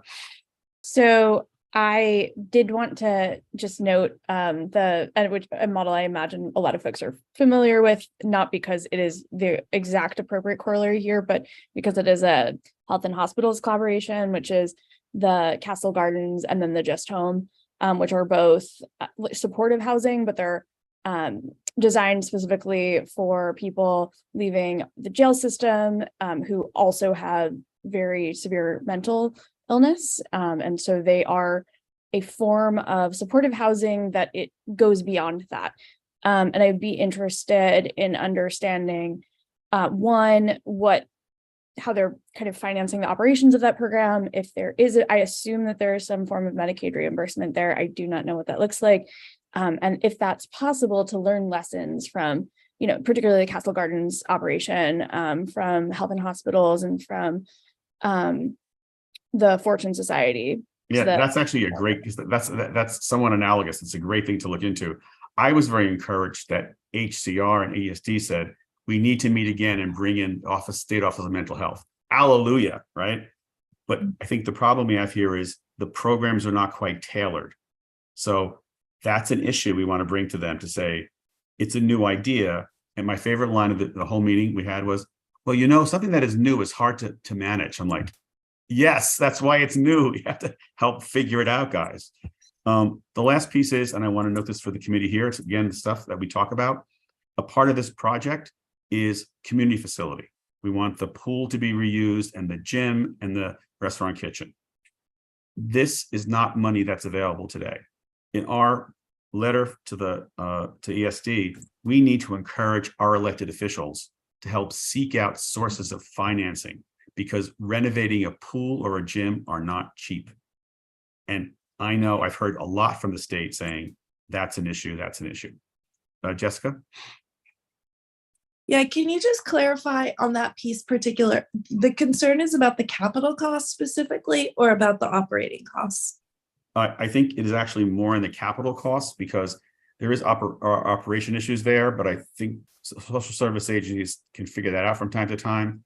It's when you take the capital cost of renovating this for housing, creating the special program for the 30 beds, it's in the flood zone, and it's an historic building. That's a lot to stack on one project. So therefore, we need additional capital costs for the community facility part. Yeah, they're just different pots of funding, as you well know, Right. that can be accessed for those kind of projects through the state, that I would think we would want to, and the city. Yeah, I want to highlight it because I think our electeds need to identify those so they become noted. These are the sources you can apply to. because we know today that the building is going to come in an RFP that says it is zero acquisition cost, and there will be funding for the state through the state supportive housing program, both for capital and for rental subsidy. That's the part we know already. So we moved ahead a great deal on this. We want to avoid the whole idea of the market rate tower subsidizing, the building. So we have to figure out how to make it work. Yeah. Yeah. I mean, it obviously all depends on the size of how capitally intense that element is. But right. For a project of this kind of significance, I would imagine getting city and state dollars, $10 million for this would not be a very heavy lift. If it's much more, that's certainly out of my realm. But I would think that it would be possible to tap those kind of sources for a project like this. And the analogy I use is the Hartley House project that Clinton Housing is involved in with Hartley House. And there, the council member stepped up to contribute certain capital funds to help deal with the community facility part of the renovation. It's the same sort of analogy. And they should do it here at Bayview. Do we have any other committee members speaking on this? I have a member of the public who wants to speak next. All right, then let's go to, I think it's Allison. You can bring over, Nellie. You can just identify yourself, Allison, and speak to it. And then Pam Wolf also would like to come over. Okay, Allison, you're up next. Hello. Yes. Hi. I want to start by saying that this is my second time attending one of these meetings, and I have no idea what I'm going to ask is appropriate to ask on this particular meeting. So if not, and if there's a better time for me to ask this, just let me know.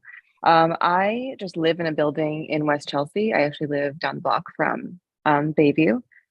And among community members and businesses in this area, everyone has read the press releases about this.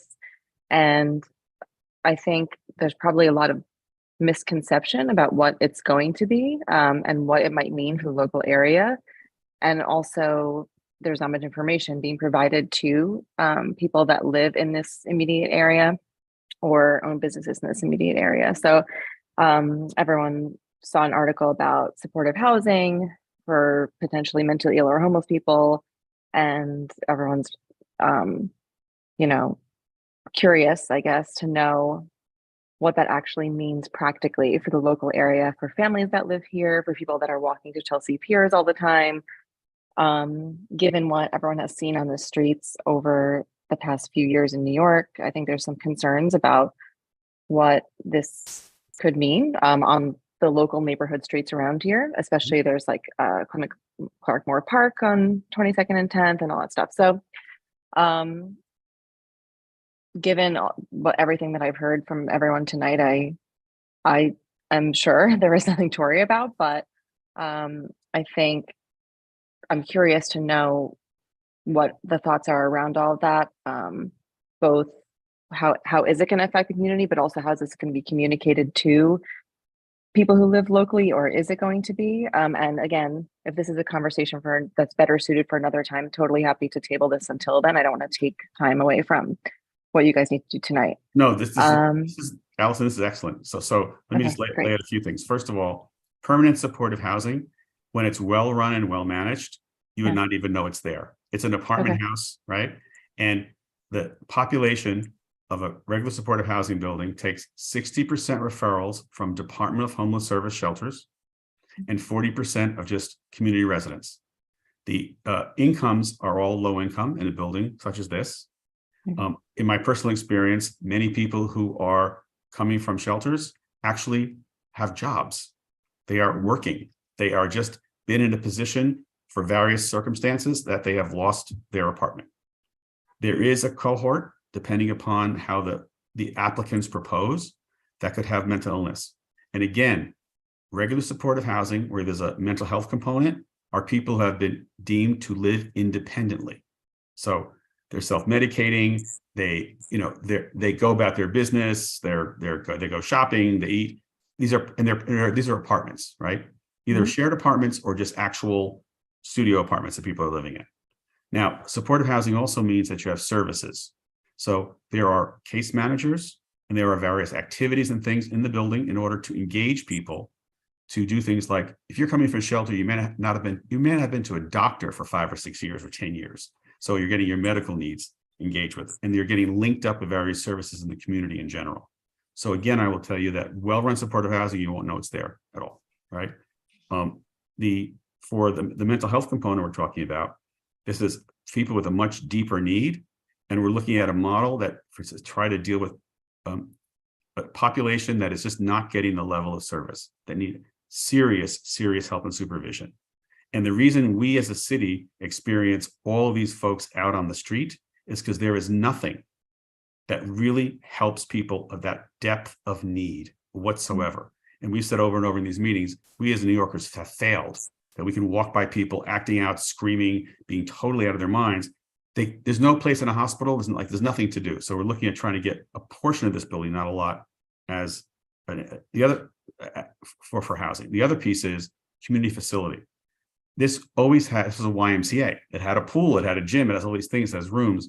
We really want to get those to be used for the broader community, not just for people who live in the building.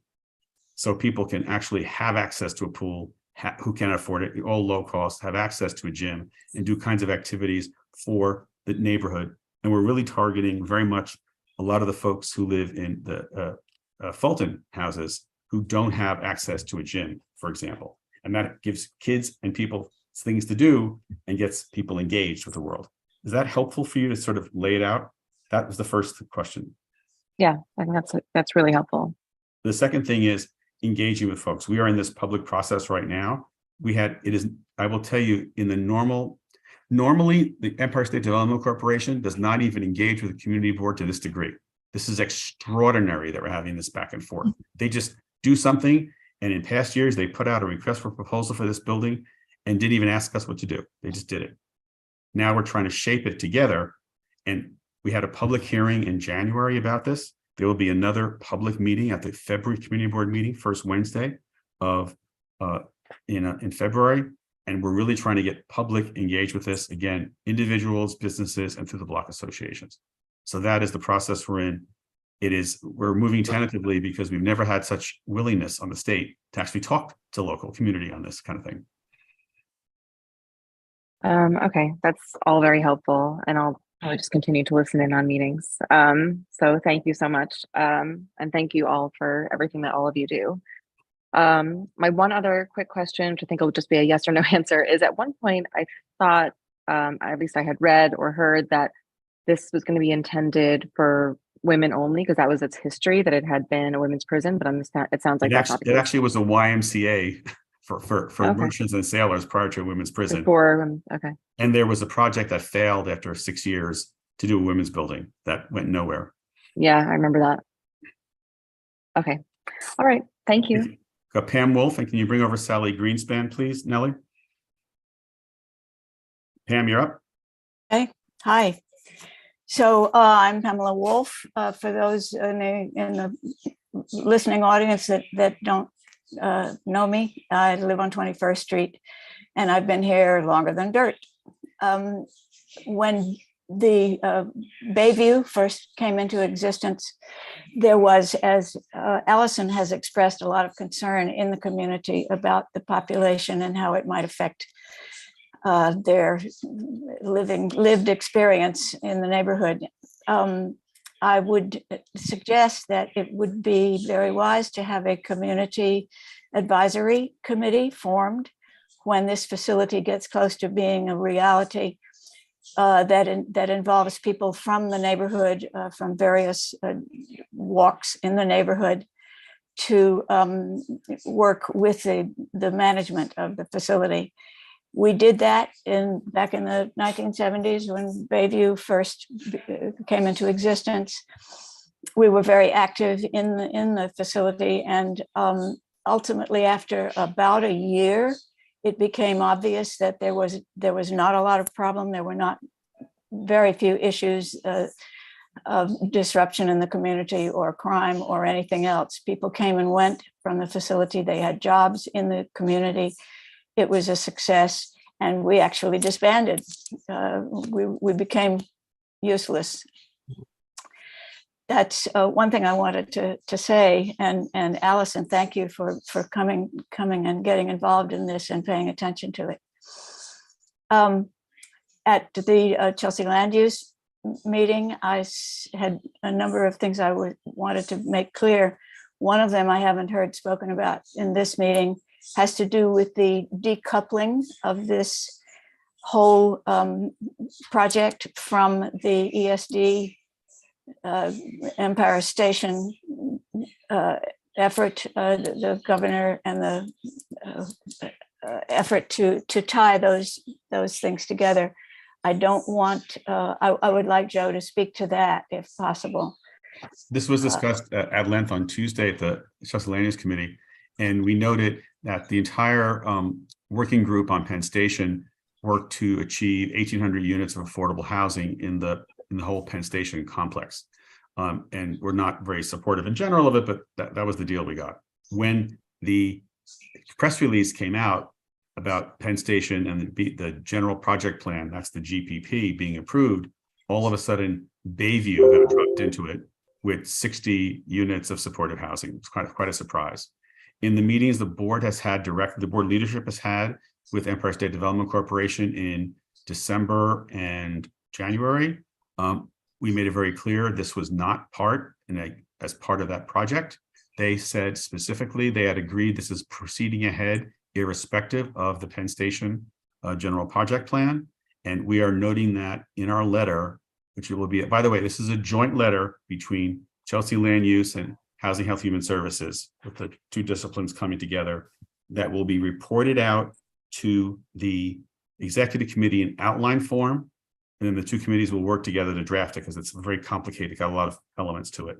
So thank you, Pam. We want to reemphasize, this is not a give back for Penn Station. You've been informed very openly and publicly, this is proceeding ahead as a separate funded project. Thank you again, Joe. One more thing, and I mentioned it the other night as a frivolous add-on, but frankly, the name of Bayview is in our minds in this community so stigmatized as a prison that it seems to me very inappropriate to call this new project Bayview Chelsea, which it seems to have gotten that title. I'm not sure how. I made it up. You made it up, Joe. Shame. Better than calling it Bayview. I have a couple of suggestions. We could call this Mariner House or Mariner's House as a nod to its original use, or we could call it Riverview Chelsea. Bert Lazarus pointed out that it's really an estuary, not a river. I am going to again to note, I appoint you, Pam, to join the conversation between now and exec to come up with another name. Discussion between Chelsea Land Use. I'm giving you other names right now. The right. last one I had was Hudson Chelsea. Okay. Be careful. We have some of those in the Hell's Kitchen already, so I got to make sure we don't let some of that exist. This is a work in progress, but if you're willing to listen to options, I am thrilled. Thank you, Joe. Sally. Hi, this is Sally Greenspan. I've been a resident of Chelsea for about 40 years, and I'm now the current president of the Council of Chelsea Block Associations. And I really just wanted to compliment this committee and the Land Use Committee on this project. I've been watching it for a couple of years, and Allison, your concerns are noted, but I think that the community board and the appropriate committees have been doing a great job of getting the word out of what's planned. I think what's planned is fabulous. I hope we get there. I know that this is just the beginning. There's a lot of mileage still to go to have what we're hoping to get, but I think you're doing a great job in moving it forward. And I just wanted to thank you and everybody on the committee and the Land Use Committee for doing the work that you are doing. Thank you. Anyone else to speak, Nellie? I think not, right? No, there's no one else. Okay, so then I'll do a quick sum up and then I'll entertain a motion. That from the, yes, please, Maria says. Yeah. Oh, you heard me. Sorry. No, I read your lips. Oh. So that the committee recommends that Bayview Chelsea be redeveloped with at least 115 units of supportive housing, 60% homeless referrals, 40% community referrals, that there be additional 30 beds for this new concept that we talked about at length today that will have full staffing. And we're going to list some of the staffing things, the LPN, the psychiatrist, the MSWs, all the stuff we talked about. We also include a recommendation that there be a hospital partner working with the team in this. I'm assuming we're going to want to say we prefer a not-for-profit developer. Is that correct? Right? As opposed to a for-profit person? Yes. Yes. Okay. And again, social service partner, not-for-profit social service partner. So it looks like social service partner, not social services plus housing developer plus hospital as a new hybrid idea. All right, Joe, can you just repeat that? Did you say that we wanted full-time a psychiatrist for 30 people? That there be, Dr. Yu recommended that there be 5 days a week, a psychiatrist on site for a period of time. Felt it was absolutely critical to bring stability for people having crises. Okay, so we're saying, so say it again. So you said it was a psychiatrist and? It's an LPN RN 7 days, 1 shift. Case manager, 10 to 15 per case manager. So there'd be at least 2 case managers here, and security 24/7. And then links to hospitals specifically for, the medical part of this, a hospital partner. Is that okay, Katie? Clear? Yeah, I think it's going to be, we'll find it challenging to get, to have it be a psychiatrist full-time 5 days a week for just 30 people. No. It wasn't, he didn't say full-time. He meant that there'd be time, that there'd be someone there every day for some period of time. Great. And I think we should just specify that. That's all. Right. Gotcha. And a community advisory board, as per Pam just noted, noting that a portion is for voluntary, and going with rules on the 30, but a portion for people who have permanent guardians to really help that population survive and exist. Have I missed anything on this? Betty? I don't know if it's appropriate for this letter, but I think it might be, that I want to be sure that the community board can review the draft RFP for the project so that there isn't anything awful in it that slips by. I think we're gonna say that we're in that process already, but I think we should make it explicit. Makes sense. Absolutely. Thank you. Also, I forgot, in prior RFPs, we have insisted that the community board's positions and/or sort of like PowerPoint stuff is included by reference. We should insist. So there is no question. So the developers and the social service providers know what we're talking about. And we did that in all the other RFPs. JD, yes. Yeah, I'm sorry. I'm going to have to abstain from this because frankly, I don't fully understand it. See, I wish we had a little more time. I cannot honestly say. I trust you, Joe and Maria and everybody. I'm sure it's great, but I don't know right at this moment. And if the split is correct, if there's going to be a psychiatrist, if it's going to work out, if it's going to benefit the community, this community, certainly the city, I just don't know at this point. So why are we forming it so minutely without, I didn't talk to the doctor. We have not heard from. Because we bought 60 additional days after our meeting in November to have internal meetings and have public discussions. And if you remember, Empire State Development Corporation anticipated putting the RFP out in December. We're doing our due diligence and discussions December and January in order to take a position by February, so this can go out in March. We're taking a position tonight, Joe, that's going to go Monday to the executive committee. That's pretty quick. We had a public hearing on this discussion. We heard this in December at our committee. We had a public hearing at the full board in January. About the 60 yes, supportive housing and that component and that exact mix. Yes. Oh, yeah, we had, this has been in our affordable housing plan since September. Also, there's the PowerPoint that's been shown too. And it was with that precise mix? Yes. Jessica? Yeah, thank you. I was just going to add, though, that in terms of the language for anything related to these specific recommendations with regards to staffing, I imagine our letter is going to state that the RFP should state that preference be given to respondents who include these things. Yes. Is that yes? So that's our Jamie, standard language.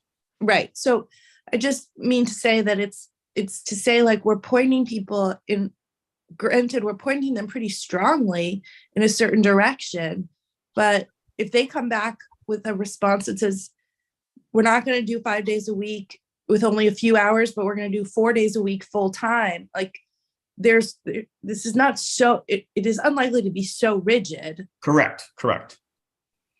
And So also, if- I would note certain things will be put in the RFP language. Others will just be in our recommendations. And we normally say in our recommendations, this will probably, by the way, be an actual PowerPoint, because that's helpful for the developers to see the picture. It'll say community board preference given, or so, like a team such as, something like that. Because we are not the end professionals, but if we don't open the door, they're just gonna do the simplest thing they want and not get this particular level of service for these 30 individuals. Also to note, community facility will reiterate the pool, the gym, and the restaurant kitchen, and Betty has thrown in Chelsea land use and use of the roof, because there's a very large roof. And then we're going to ask for, again, for dollars. So that's a position we put out there to our elected officials, so they can hear they need to get some money mobilized here to put into this large pot. I want to note for everybody from the housing development side, this will not be a cheap project. This is a very rich, well-funded project. So that's why we want to say this up front. I have Roberta, and then somebody else has raised their hand. Pam Wolf again. Yeah, you can bring Pam over. We'll probably conclude with that. Roberta, yeah. Do we know what the anticipated costs for, at least on the capital and or operating side, and particularly for the community facility? I'm going to give you a total ballpark. Sure. 60 to 75 million all in. Okay. Because there's a lot more than just rooms here, right? Yeah. And apartments. Pam? A final word, and then we're going to move this to a vote. Did you bring Pam over, Nellie? She had her hand raised again. Yes, I'm moving her over now. Thank you.